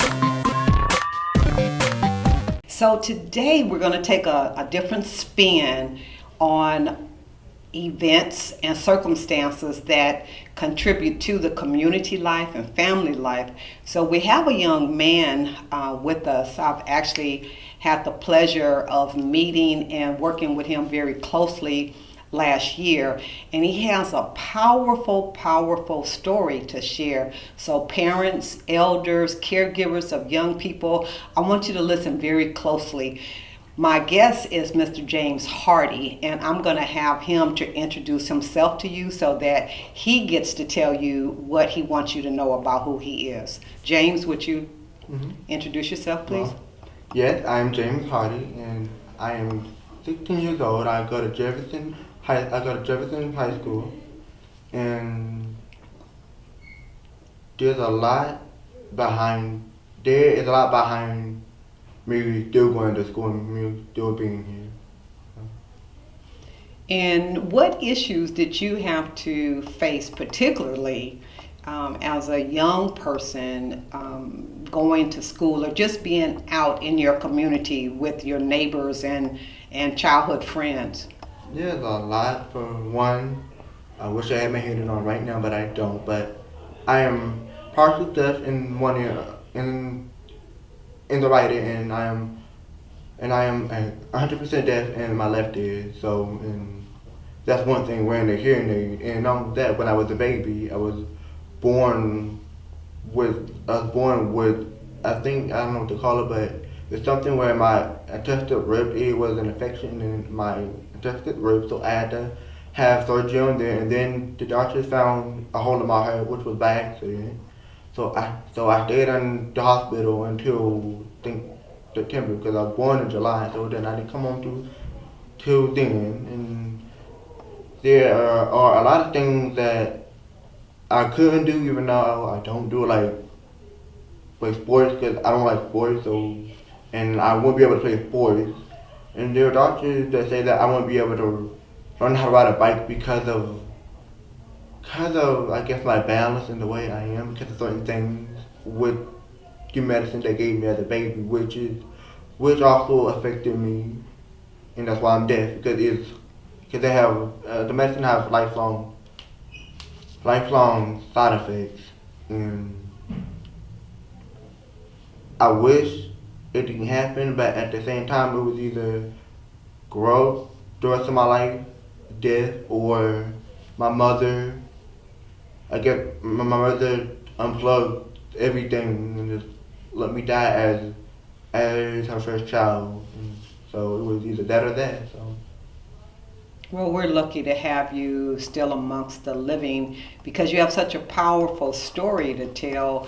So the hearing difficulty that you had young in life, did that affect how you were able to relate to your teachers or your fellow classmates? A lot. Even though I had my hearing in, this was when back in the 2000s when I think this was when YouTube and everything started coming out, when everything was starting to, and then technology they were starting to take a huge turn, because then I think it was like the hearing with the string and the clip that you like clip to your shirt, and then there's the cord to your hearing clips all over your shirt. I had that when I was in kindergarten. That was a big thing that people noticed, and I knew what it was. I knew at the age of like 5 and 6 that okay, it helps me hear and I need it, but at the same time I couldn't do certain things because I didn't want to rip it out or like rip the cord or anything. And so, and it was also a good thing and a bad thing, because if I took it out, I wouldn't be able to hear my teachers. And then when that happened, I actually did get frustrated. And then after that, when I get frustrated without the hearing aid, I won't hear certain sounds, because with that, you don't hear certain sounds, so which caused my speech impediment, and then that made it a lot worse. So it had a good effect, a really good effect, and a bad effect. So you knew you were special, or at least different from everybody else. Was that a positive? I know you said that having to wear the hearing aid so that you could hear was a positive, but what about like overall? Were you teased about it? Were you made to feel different because you did have this extra piece of something on your body? When I was in elementary, like all throughout kindergarten and second grade, it really didn't mean anything, because it was just like everything I felt good. Like it felt good. I'm like, okay, I have this thing that I can hear, and it's expensive. So I have something that's expensive, and you don't. If it's a little kid, it's logic or whatever. So at the time, it was really nothing until I got into like third grade. People, I guess, I don't know. It was the color. I chose the color because when I started to wear my home hearing aid, I would choose my own colors. And then my mother really likes purple, and I thought this one day, I don't know, this was the time she was sick, and I thought it'd be a little special to get the hearing aid purple and black for her. And the kids started making fun of me because it was purple, and I had this thing on my ear that they didn't see anybody else wearing, so they were like, okay, you think just because you had that, and okay, why is it purple? Why is it blue? At first it wasn't nothing until it got worse when my speech was getting worse because of, I guess hearing aids are made different. They're like glasses. Some people need reading glasses, some people need seeing glasses, some people need contacts, just contacts. So certain hearing aids are made for right ear, left ear, or if you are deaf but you do have a little hearing on both ears, they made one is for right, one is for left. And I only had one right. So knowing that no sound I could hear, no sound in his ear was like, okay, he needs his hearing aid. Like, he needs hearing aid at a young age. Because I could have went on, probably wait until like at a little bit older, like in middle school. I would probably like, okay, he gonna be middle school, he needs it now. But since I was so young, and since I'm partly deaf and just one ear, I needed it, and so that's what made it hard. Cause it's like, okay, now people are teasing me about it. I need it, but I don't want to wear it because of just, I don't want people talking about me, like bullying me, like it messing with me. And then middle school was when I took a turn because there was a lot more going on at home. So when my depression came in, that's when kids realized when I would try to talk, whether I was angry or whether I was just trying to talk, my speech was getting worse because of me not wearing my hearing aid. And that's one thing the teachers,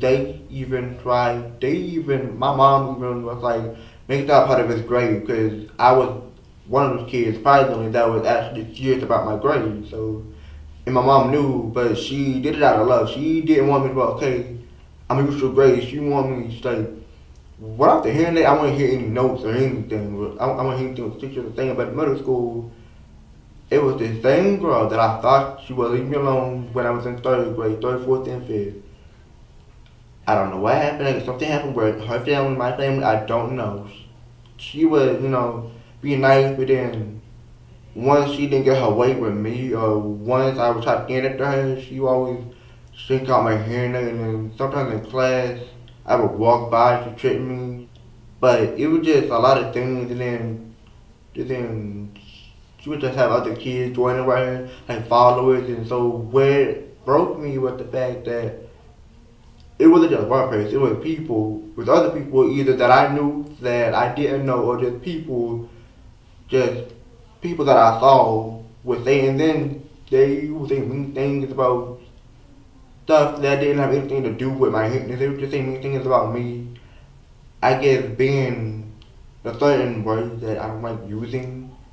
At the time, I didn't like seeing the F word, like F word, as in for like the LGBT community. It was just a lot, and so there was a lot going on with that and at home. And then people were talking about my mother, how they would say, what mother can do this, but you can't do this, who can drive but won't do this, who can do this, who can get a house, do this, who can't pay this, who can do all this but not have a job.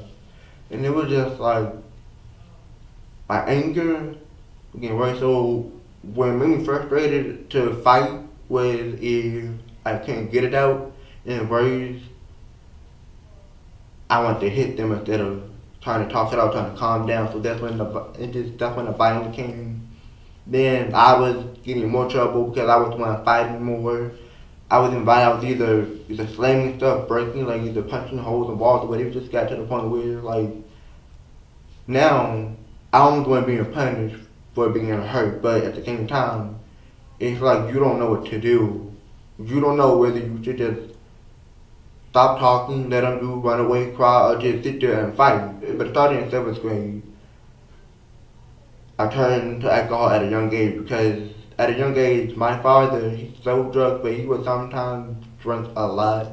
And my mother and her, like, you don't, like, I guess, I don't know if it's me, but something like watching your mother and your father fight and watching your father give your mother a black eye at the age of like 1 or 2 is so traumatic. Like, it doesn't leave your head. Like, I guess the baby, like, I don't know what it is, but to me, like, that's something that doesn't go away. So no matter how angry I am, I always try to stay calm, try to do better for my mother. But at the same time, when she would get disappointed, it wasn't out of anger, it was out of hatred. Because if that's the case, when I was born, she could have took a break on her 21st birthday. Could have went out, could have said, okay, the doctors are here regardless, so I can still go out and have fun. She spent her 21st birthday with me in the hospital. And not only that, she could have went on to be a doctor. She could have went on, could have been a very successful, rich, powerful woman. But if it wasn't for me and my brother who came along. So I just thought about my mother, her being a single mother, one who couldn't work because of all that, and her disabilities. But everything just, it hurt me, the fact that people talk about me and her, and so with the anger, and then one day I started drinking, and then I got so mad. I'm like, why should I hurt my life? I said to myself, if you're gonna hurt others, you might end up killing somebody. So I thought, now why you try to kill myself? But every time I would try, I would always take whatever pills that I had. I popped them either when I was alone or before I went to school. And every day at school, my eyes, if you see somebody that has been high on pills, you know the eyes, the pupils, they get like, it's only big or small, I forgot. I think it depends on what it is. The lines, if they have lines, they either go away or the eyes either get big. No, that's what it is. It's like when it's dark, you close your eyes and your pupils get really big. That was me. Constantly sweating, and with that, I didn't go to class because I knew I was high on pills. I knew I was basically doing drugs to cope, and I don't want to have people notice, so I would skip class until it went down. Because it wasn't just, okay, that day, it was like I would pop so many pills on like Sunday, and then I would just now start sobering down on like a Wednesday or a Thursday. So it just, so much that I couldn't do. I was so angry with myself. I started scratching myself, and eventually I started cutting myself. Eventually I started taking razors in the shower, shaving my face. And I always told my mom that no, I was trying to shave out hair. And that was, my mom didn't know. I'm glad. I don't know if I should tell her the real reasons why I was shaving my face with just a razor and water and nothing else, because I don't want to. Because that's something, because yes, it's a lot, but at the same time, that's my face. And I've always been told that I have a very beautiful skin complexion. But by lying, and what hurt me the most, and it still does, every time my mom or my grandma, because my grandma is a diabetic, she takes certain medicine. The fact that they always think that they lost medicine. They thought they lost it, they thought either they was out or they thought it was just a old bottle.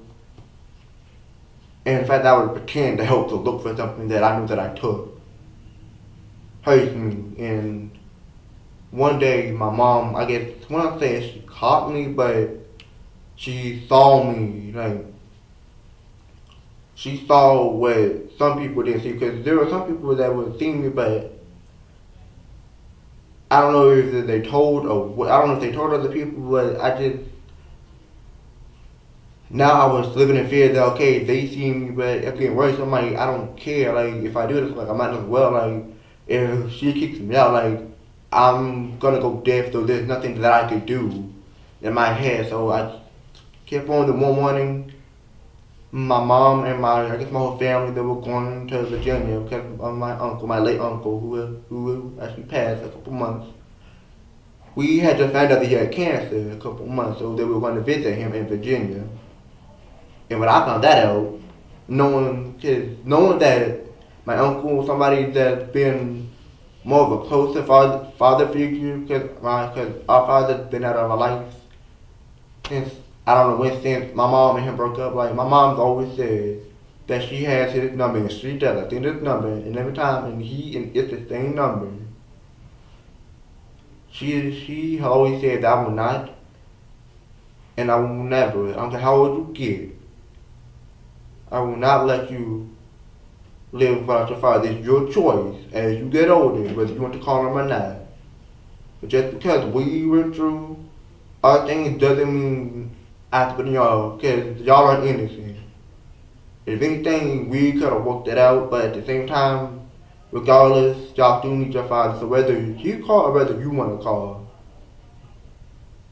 times we have called, he answered, talked for maybe like 1 or 2 days, go about a month, about a week after that, months, years.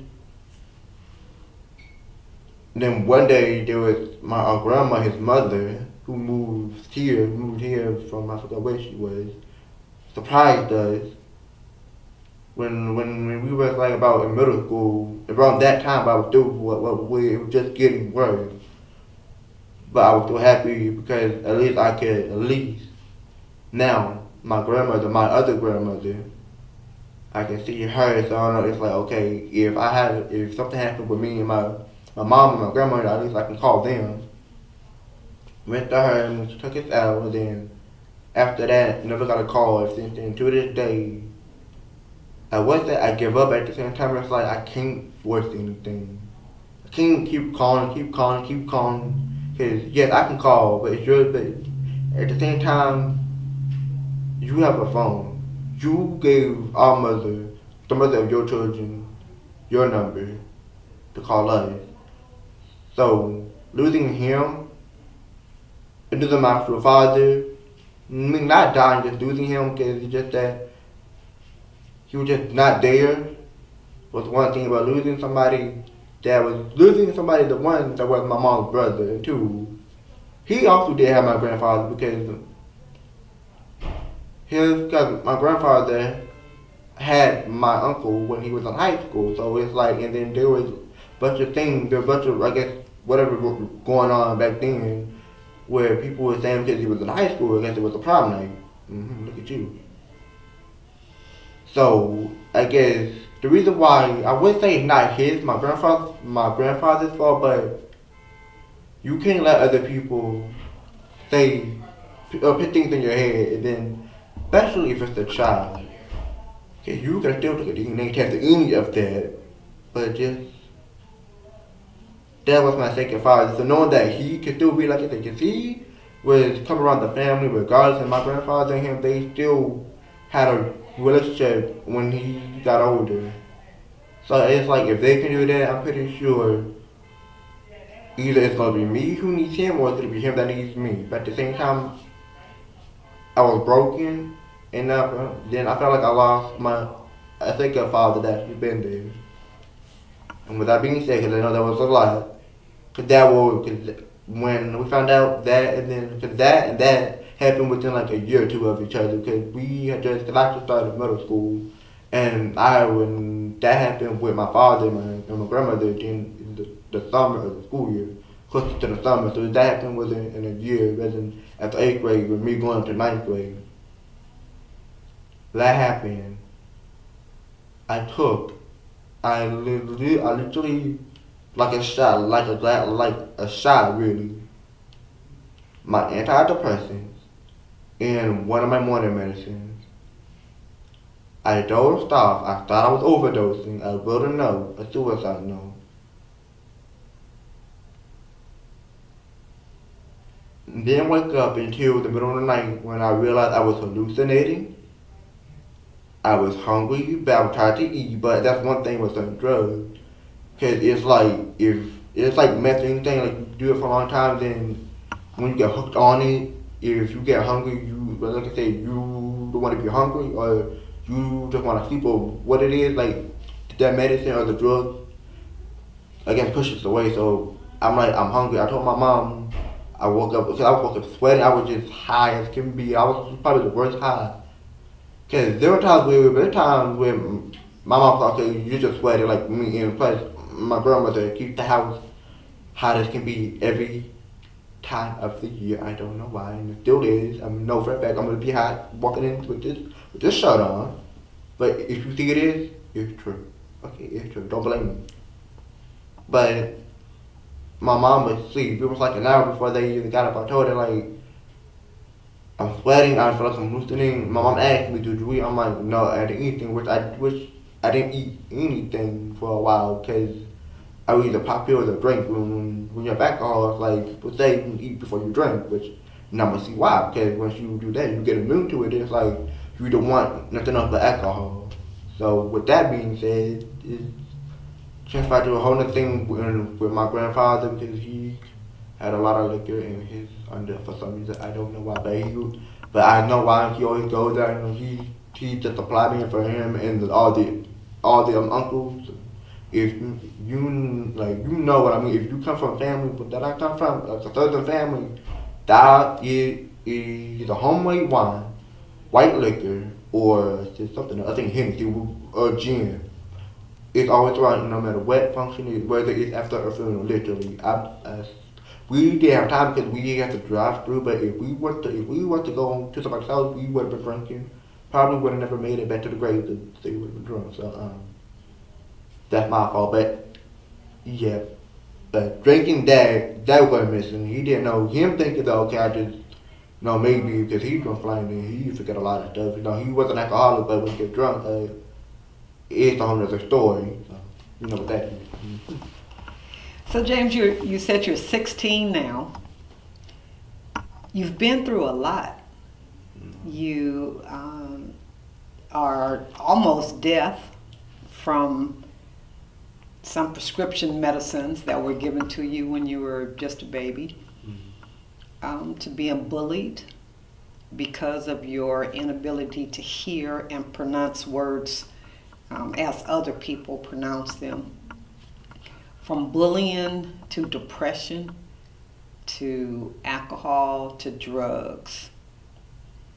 Why is it so important for you to share your story with others? Because I think that where I live and where I come from, I see people, and I still see them to this day, that other people who have went to school with them tell them that they could have been the first this, they were the greatest this.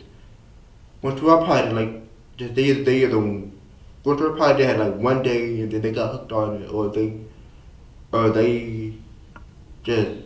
would just continue, but I don't know the story, but all I know is it was just either something. And I see them and then I hear the story that I see this person today. I look at that, I'm like, I don't want to be that person. I want to be somebody that overcomes. That says, just like that says, because you don't have to be 16, 25, like I said. I know kids for a fact. I've seen somebody so depressed. I've seen somebody go to a funeral because their 11-year-old brother accidentally stuck a needle. If you know what, I forget the word, it's a big word, it's like a drug-infected something needle. But a drug-infected needle in the arm, because they see either their parents do it, or somebody they know, or they see them do it when they see somebody else crying, and then they do that, but so they do it because they're crying. I hear the story, and it's just like, I don't want to be the person, and I don't want my mom and dad to bury me like my grandpa buried my uncle, and I definitely do not want my brothers, my brother, the one by my mother, and my other brother, to see somebody like me give up because of something that a lot of people go through at school. Now, there's not many kids that I see or think that I know or think, but at the same time, the many that are there, I'm pretty sure they get bullied too, whether it's the color, whether regardless of the color of who you are, who your parents are. I know kids that have the richest parents in the world, they do get bullied because their hearing aid is too cheap, or it's just so much to see somebody pick on somebody like that. And there's other people that know that you're hurting, people that knew that to tell I was hurting, they could tell they were hurting me and they knew, and to see my reaction, because I was little and I'm feeling kind of little, so this basically like a little dwarf or a midget fight. And I see it in a funny way, but at the same time, it's kind of what it was, but it's still like they saw somebody small, but they're hearing aid with something that, they're different. Like if he try to say something back, he can say he's not even old and he has a hearing aid. Which brings me back to this. You don't have to be old. You don't have to be 21 to be depressed, to get hooked on drugs. You do not have to be broke. You don't have to you don't have to be from a poor neighborhood or a drug infected neighborhood. You can You can be in the richest family with the biggest family company or business. Something can happen and you can fall right into that and end up worse than anybody else. So what I'm trying to say is care for others and to you, the people that look down, well, they look down on people who are either down or up, because there are people that still look down on other people that have a lot more at the same time. Just because they have a lot doesn't mean that you need to pick on them. You can be that person. So bullying that, and like I said, I know this might sound like, okay, you're just making excuses for the bully. It's not. If I was, I'm pretty sure I would be even worse. Because then they would still, because they would have got away with a lot. What I'm saying is, whether you're the victim, whether you're not, whether you see somebody, whether you know somebody, whether you hear something about it, or whether you just hear or see it happen, whether you know the person who is bullying or getting bullied, situation, or whether, and not even just bullying. If you know somebody is going through something, or if you see somebody hurting, or whatever the case may be, whether you like them or not, or whether they like you or not, I feel like if whoever you worship, believe in, you're not a child of that person, you don't believe in them, you're not a disciple, whatever is the person, unless you don't give love to people that other people say that don't deserve love. Because everybody deserves to be loved. Because if nobody, not nobody, because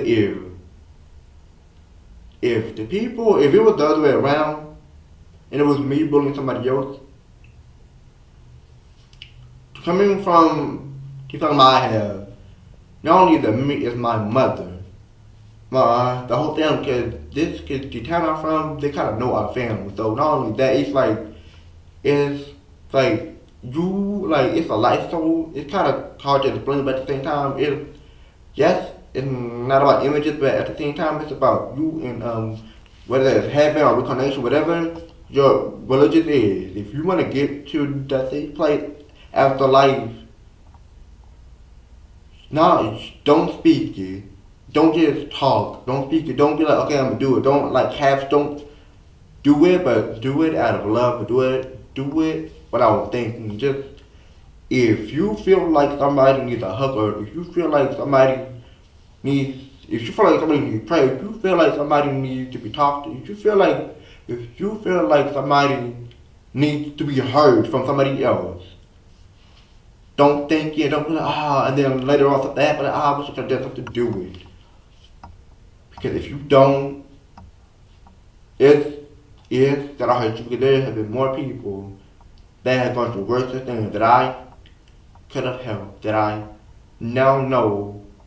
Regardless of me going through what I go through, there are people that go through a lot of worse. There are people that are, I don't know if I should say, because I don't know who's watching them, but there are kids that I know that were being sexually molested, raped by their own fathers, uncles, the kids that have, there's so many people that go through so many things. There are kids that have watched their parents either die, or that have watched their dad or their mom, or just they go through a lot more. Like I said, me and my mom argue. Like I said, we argue, but it's not like I'm saying, okay, we argue. It can still be a big deal, but at the same time, I'm lucky to have a mother. I'm lucky that God blessed me with a mother. The woman that she is, like, I view her as a mother, but like I said, I love her as a mother, but I respect her as a human being, as a strong woman. Like, if she wasn't my mother, I promise I would cry for her. I was something that I had physically, like, she could put up with me. No, my father used to sell drugs, so it's like, okay, my son do drugs. What if he ends up selling drugs? And then it turns to a whole other thing, so it's like, the thing that my mother did, she did so much, I can't do this, but just because she didn't try doesn't mean that she doesn't want us to try. But I wouldn't be here. I would not be here, and to be honest, I don't think I don't think I would be able to even tell the story. I don't think I would even be sober right now if wasn't for the love,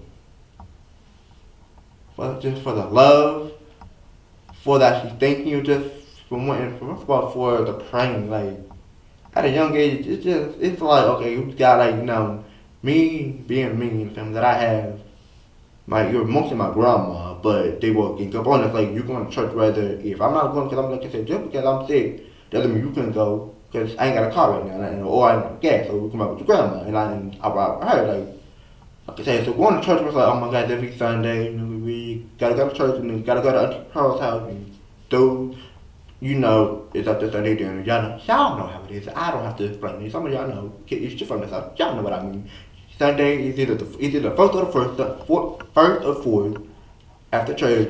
Go and either she makes a famous lemonade. It's the usual every Sunday. Y'all know how it is. So, but like, I was used to that. I'm like, okay, I'm gonna church.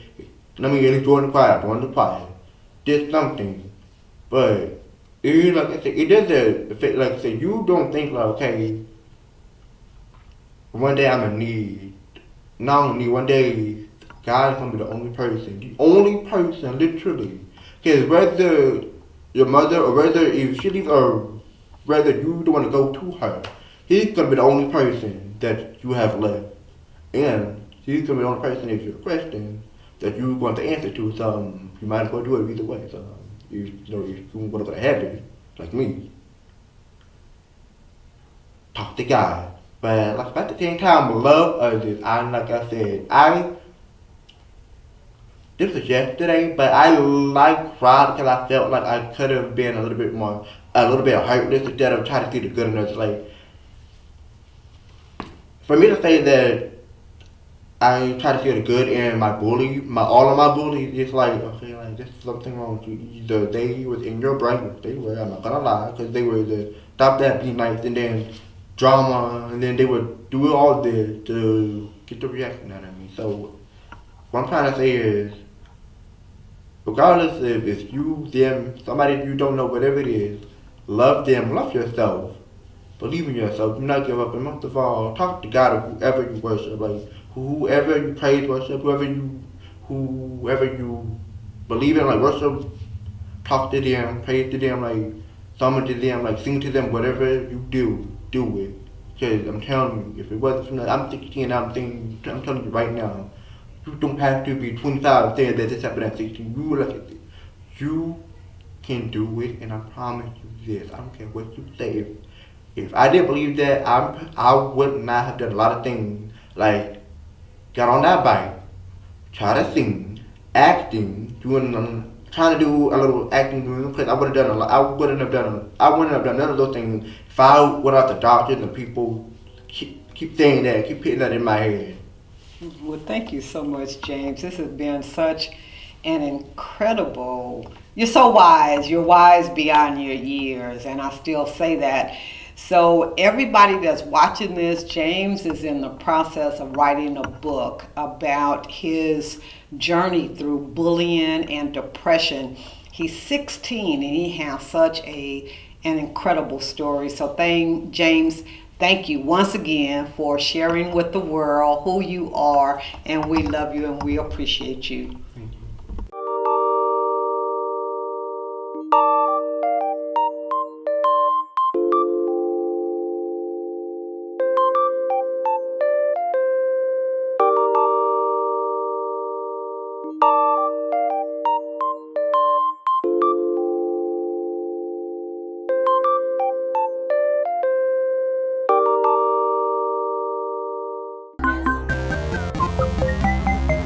Life, love, and wellness.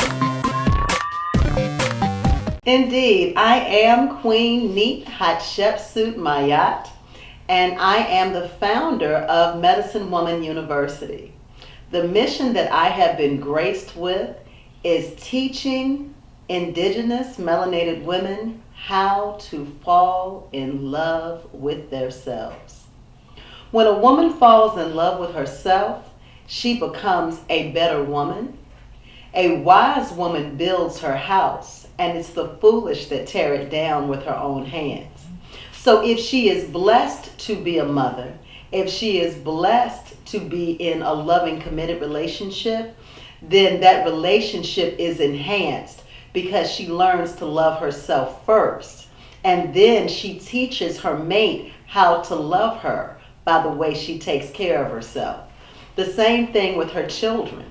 Our children are a divine reflection of us at our greatest and at our worst. And we teach our children how to love and respect us by the way they see us being loved and respected by our spouses, by our mates, by their fathers, as well as the way they see us take care of ourselves. So my mission is to reach out to my sisters. We understand that it takes 16 positives to pull up every negative that has ever entered our eyes, our ears, our emotions. And so that's what I've dedicated my life to doing, is first working on me, because I teach self first, but not self only. And so I've learned how to fall in love with me. And then I teach women how to do so. And so women just visit my website from all over the world, and they realize, wow, I went to college, I got degrees in everything, but I didn't learn how to master myself. That's incredible. Give thanks. Yes, yes. And women, we're the caregivers of life. Yes, we are. On this planet Earth, Mother Earth. The mothers of civilization. Yes. And if mama ain't happy, ain't nobody happy. And that's where we leave ourselves open. See, a lot of times the universe and our elements respond to us. So when you keep seeing back-to-back hurricanes, when you keep seeing all types of catastrophic events, we have to look at the women. We have to look at how much pain the women are in. So if we can help the women to heal, then the earth will heal, because we are the mothers of civilization. How long have you been doing this work, Queen? I started this work about 25 years ago, surprisingly. Most people aren't aware of that. At the age of 23, I actually opened my first day spa. And at that point, I realized, yeah, you went to college, you got all these amazing degrees, but helping women to look at themselves and to improve their own esteem, that's what you're called to. And so I had 12 young ladies that worked with and for me. They did hair, they did tanning, I did nails. And so I had many women that came in that were missing fingers. I worked in Greensboro, North Carolina, and we had a lot of factories there. So there were a lot of women that were missing fingers. I had women who came in who had diseases and disorders that made their nails come off of their toes. And I'll never forget that, see, we take for granted wearing sandals. And I had a young lady come in, she was 50, and she said, I want to get a pedicure, but nobody ever sees my feet but my husband, and I always wear socks around him. And I said, well, why? And she started crying. I said, talk to me, tell me what's going on. She took off, she had on her shoes, it was the summertime, and she had on socks and shoes. And she said, can I show you and you not laugh at me? I said, I promise I won't. She took off her shoes and her socks, and it was nothing but skin at the end of each of her toes. I'd never seen that. And I've been burned, I've volunteered in burn units. I'd never seen that. It was nothing but skin at the end of her toes, so all of her toenails had fallen off, and it was just smooth skin. I said, you know what, I can help you if you'll let me. And she called her husband because he was going to pick her up, and she said, this lady said she can help me. She said she can build me some toenails. Will you give me another hour? He said, baby, I'll do whatever you want. And she had him on speaker. And so I taught at Dudley Cosmetology University, And so one of the things that I specialized in was sculpting nails. And so I sculpted her 10 toenails. And they were beautiful. And she just stared the whole time I was doing it. And that woman cried and cried and cried. And her husband came in and he slipped $100 in my hand. He said, "This is just because you helped to heal the woman that I love in a way that I couldn't touch her. She would never let me, we've been married almost 30 years, she's never let me touch her feet." And so she became a client until I left Greensboro almost 5 years later, and she cried when I left.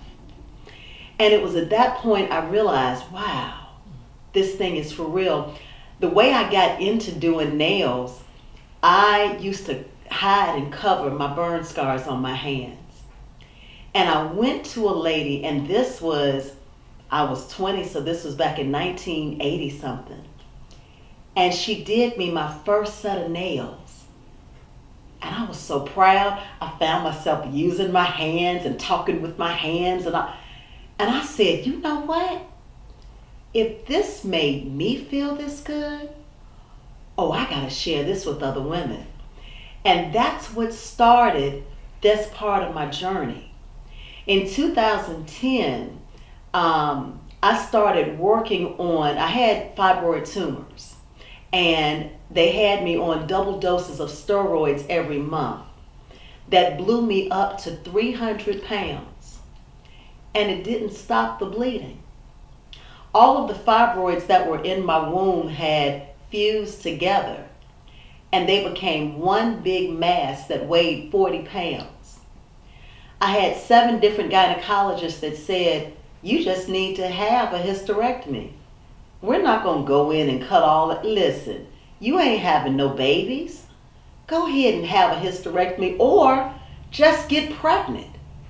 Just get pregnant. And I'm looking at both of those options. I knew that I wanted to have children, still do some days. And so I said, well, now I understand and believe in creative miracles, but now if you take my womb, where's the baby gonna grow? That was the first thing. Second thing, just go have a baby. Just go have a random baby. Just, hey, come here, I need to have a baby. No, neither of those were options. So I started working with a wonderful lady named Aisha, and she's here in Atlanta, and she does womb work. I started learning about natural herbs from her. And then I learned about raw foods and started going to raw food seminars. I had my first weekend experience of doing raw food and lost 4 pounds. I said, this ain't natural. Something wrong with this here. No, this can't be God. And so it scared me, but it made me realize I wasn't hungry that whole weekend. I could eat as much as I wanted to. And so then I ran into Kaya and Baratunde, and they own the Forgotten Foods, and they are my spiritual grandparents or godparents. And they started teaching me about herbs. I went, and my fibroids had gotten so bad that I could barely drive because I was losing so much blood. It was a Saturday. And I called Kaya. I said, I need your products. She said, oh, well, I can mail them out. I said, you don't understand. I'm too lightheaded to walk up my steps. I had a townhouse. I can't get upstairs to where my bed is. She said, well, if you can just get here, we've got the herbs. There are 20 steps to get up to her house. I'm 300 pounds, and I'm just crying. And I climbed those steps, and I got there, and for an hour and a half, she and her husband gave me herbs. Just so that, now I'm not what you would call a light-skinned woman, but I was pale. And they said, we couldn't let you leave because there was very little blood left in your face. And for an hour and a half, I took those herbs. it shifted my life. I said, you know what? This is what I need to do. And so that was 8 years ago, and I began sitting at their feet and I began learning herbs from them. And then about a year later, Spirit spoke to me. They said, okay, you've learned the herbs, you've learned the food, but there's a debt you owe. I said, oh. And so I'm looking at my little credit report. I'm like, well, my little credit look good. Who I owe? And they said, there's a 900-pound elephant that you've left sitting in your spirit life for about 20 years now. We need you to reconcile that. And that was the baby girl that I had aborted 20 years ago. That was my secret. I never talked to anybody about it. And they walked me through how to do a post-abortion healing clinic for myself. 20 years later, I didn't know that was a debt I owed. I didn't realize I attracted those fibroid tumors to my womb because my womb and my breast were supposed to nurture that baby girl. And because of the decision that I made to rid myself of that responsibility, then those parts of my body decided, we're going to turn on you. You turned on us. I said, wow. I did that procedure. I walked through that by myself. And from the herbs, from making that acknowledgement, and from the raw foods, that fibroid tumor became like jelly. It was a hard mass. It softened, it broke up inside of me, and began to pass through me. And it took 5 months to do so. And as a result, never again have I had any challenges with fibroids, and this has been almost 7 years. And so in my healing work, that's what I do. I do post-abortion healing clinics for women. One of my oldest students was 73 years old. And I have women older than that that reach out to me and they say, hey, I had an abortion with a clothes hanger when I was 13, 14 years old. Can you help me? I had a hysterectomy when I was 20 because I'd had 4 or 5 abortions when I was a teenager. And back in the day, they used clothes hangers. Can you help me? And so that's exactly what we do. I go all throughout the country. I'm getting ready to go to the UK in May. And I help women to reconcile that energy and to release that baby's spirit back into the hands of the ancestors. So in my Sacred Medicine Woman course, I teach women how to fall in love with themselves, and part of falling in love with yourself is being authentic. And so in being authentic, you deal with the demons that you've hidden in your closet.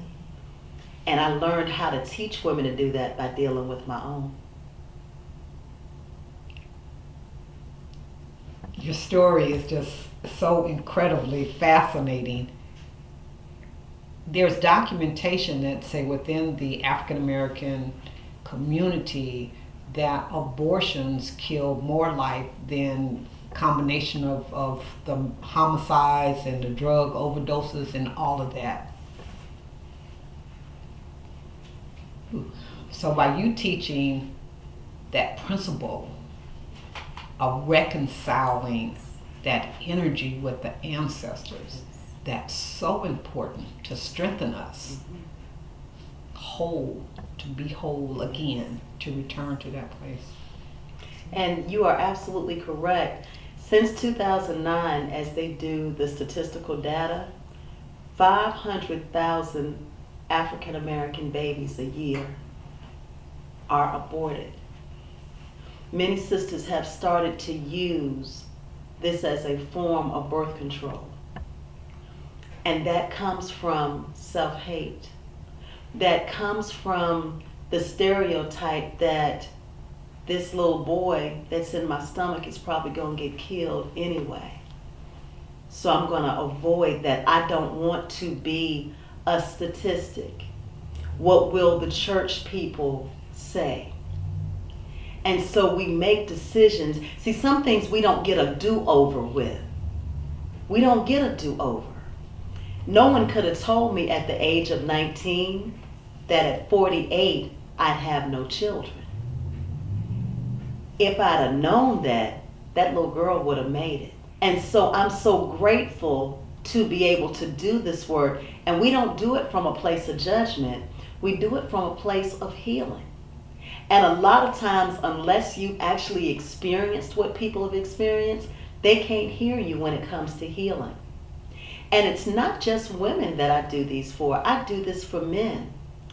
A lot of brothers suffer from prostate cancer, from erectile dysfunction, because they have funded abortions.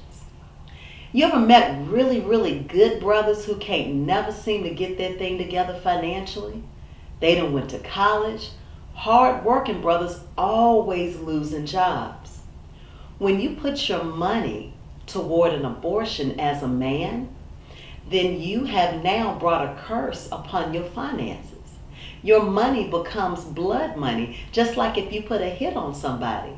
So until brothers actually reconcile that energy, then they end up continually having physical energy issues and financial issues. And so the women cry, but oh my goodness, the men. And you talk about men weeping because they get a chance to name their children, to find out the sex of their children, to give an explanation as to why they allowed this to be. And then they release the spirit of the baby into the hands of the ancestors. When a man releases on that level, he is taking back his authority as a provider, a protector, and the priest that he lost when he agreed with that experience. A lot of men find out afterwards, but see, that's still your responsibility because that was your seed. You put your seed out there and you left it unprotected. So I'm so graced to be able to do this. And this is what I've committed my life to, is this healing work. So that, see, I didn't have a Queen Neat growing up. I didn't have anybody to have this discussion with me, to hold me accountable, to say, there is an alternative. And so I'm grateful to be able to be a Queen Neat in the lives of people that will receive me. I'm grateful. Do you also include perhaps the parents, mother and father, or mother All day or long. father, that would have told their teenage daughter, Yes. get rid of that? Absolutely, because they have blood on their hands. There's no way that you don't.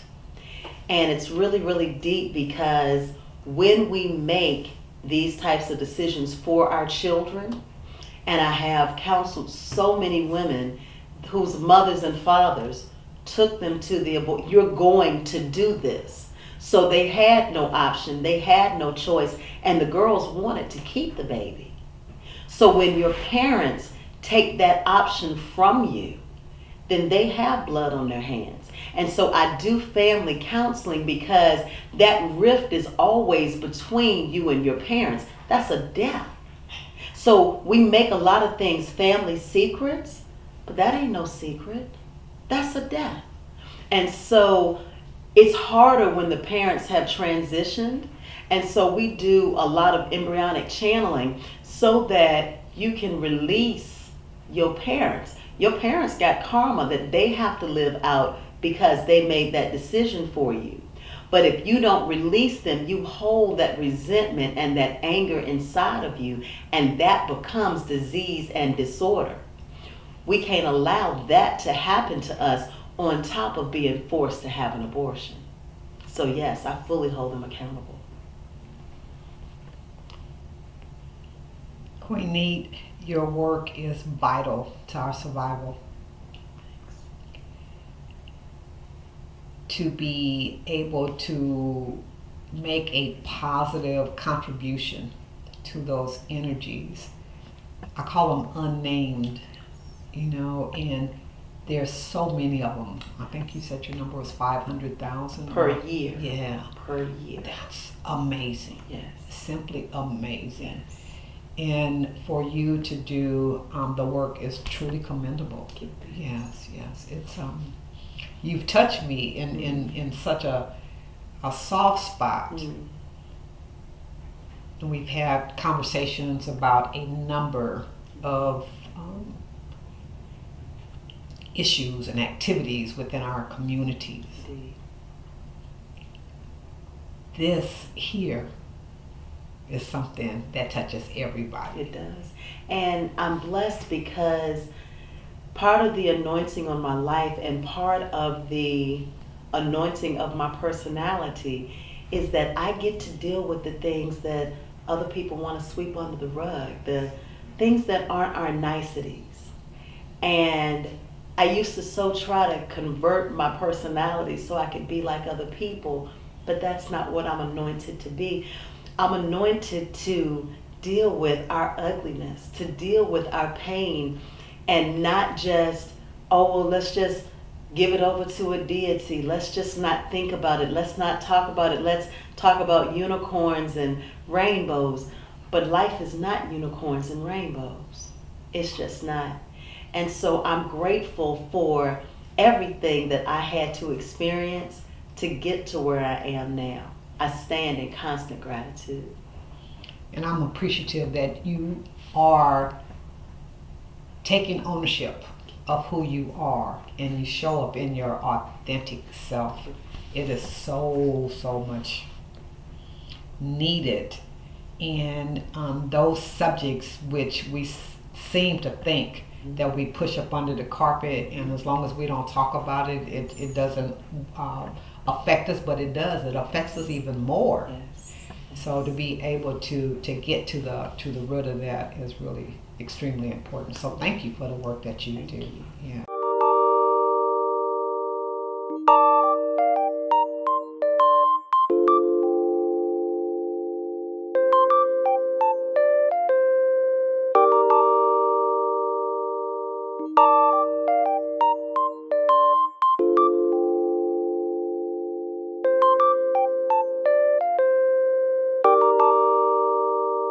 Thank you for being with us today. And we know that you enjoyed our awesome, incredible speakers. And we certainly appreciate you as being a part of this groundbreaking historic event. And so we invite you to tomorrow perhaps invite a couple of more of your friends over, or how about at your church or your synagogue or your mosque, invite people and have a viewing party so that you can have a discussion afterwards. And so we look forward to being with you tomorrow with another group, anywhere from 5 to 7 incredible individuals that's going to share of their expertise, their love, their passion, because you know our speakers cover a wide variety of subjects, and it's things that you can immediately put into effect in your life. So thank you for being with us. We'll see you tomorrow. Love and wellness. Life, love and wellness. Life, love and wellness. And that's what I want, more just what I need.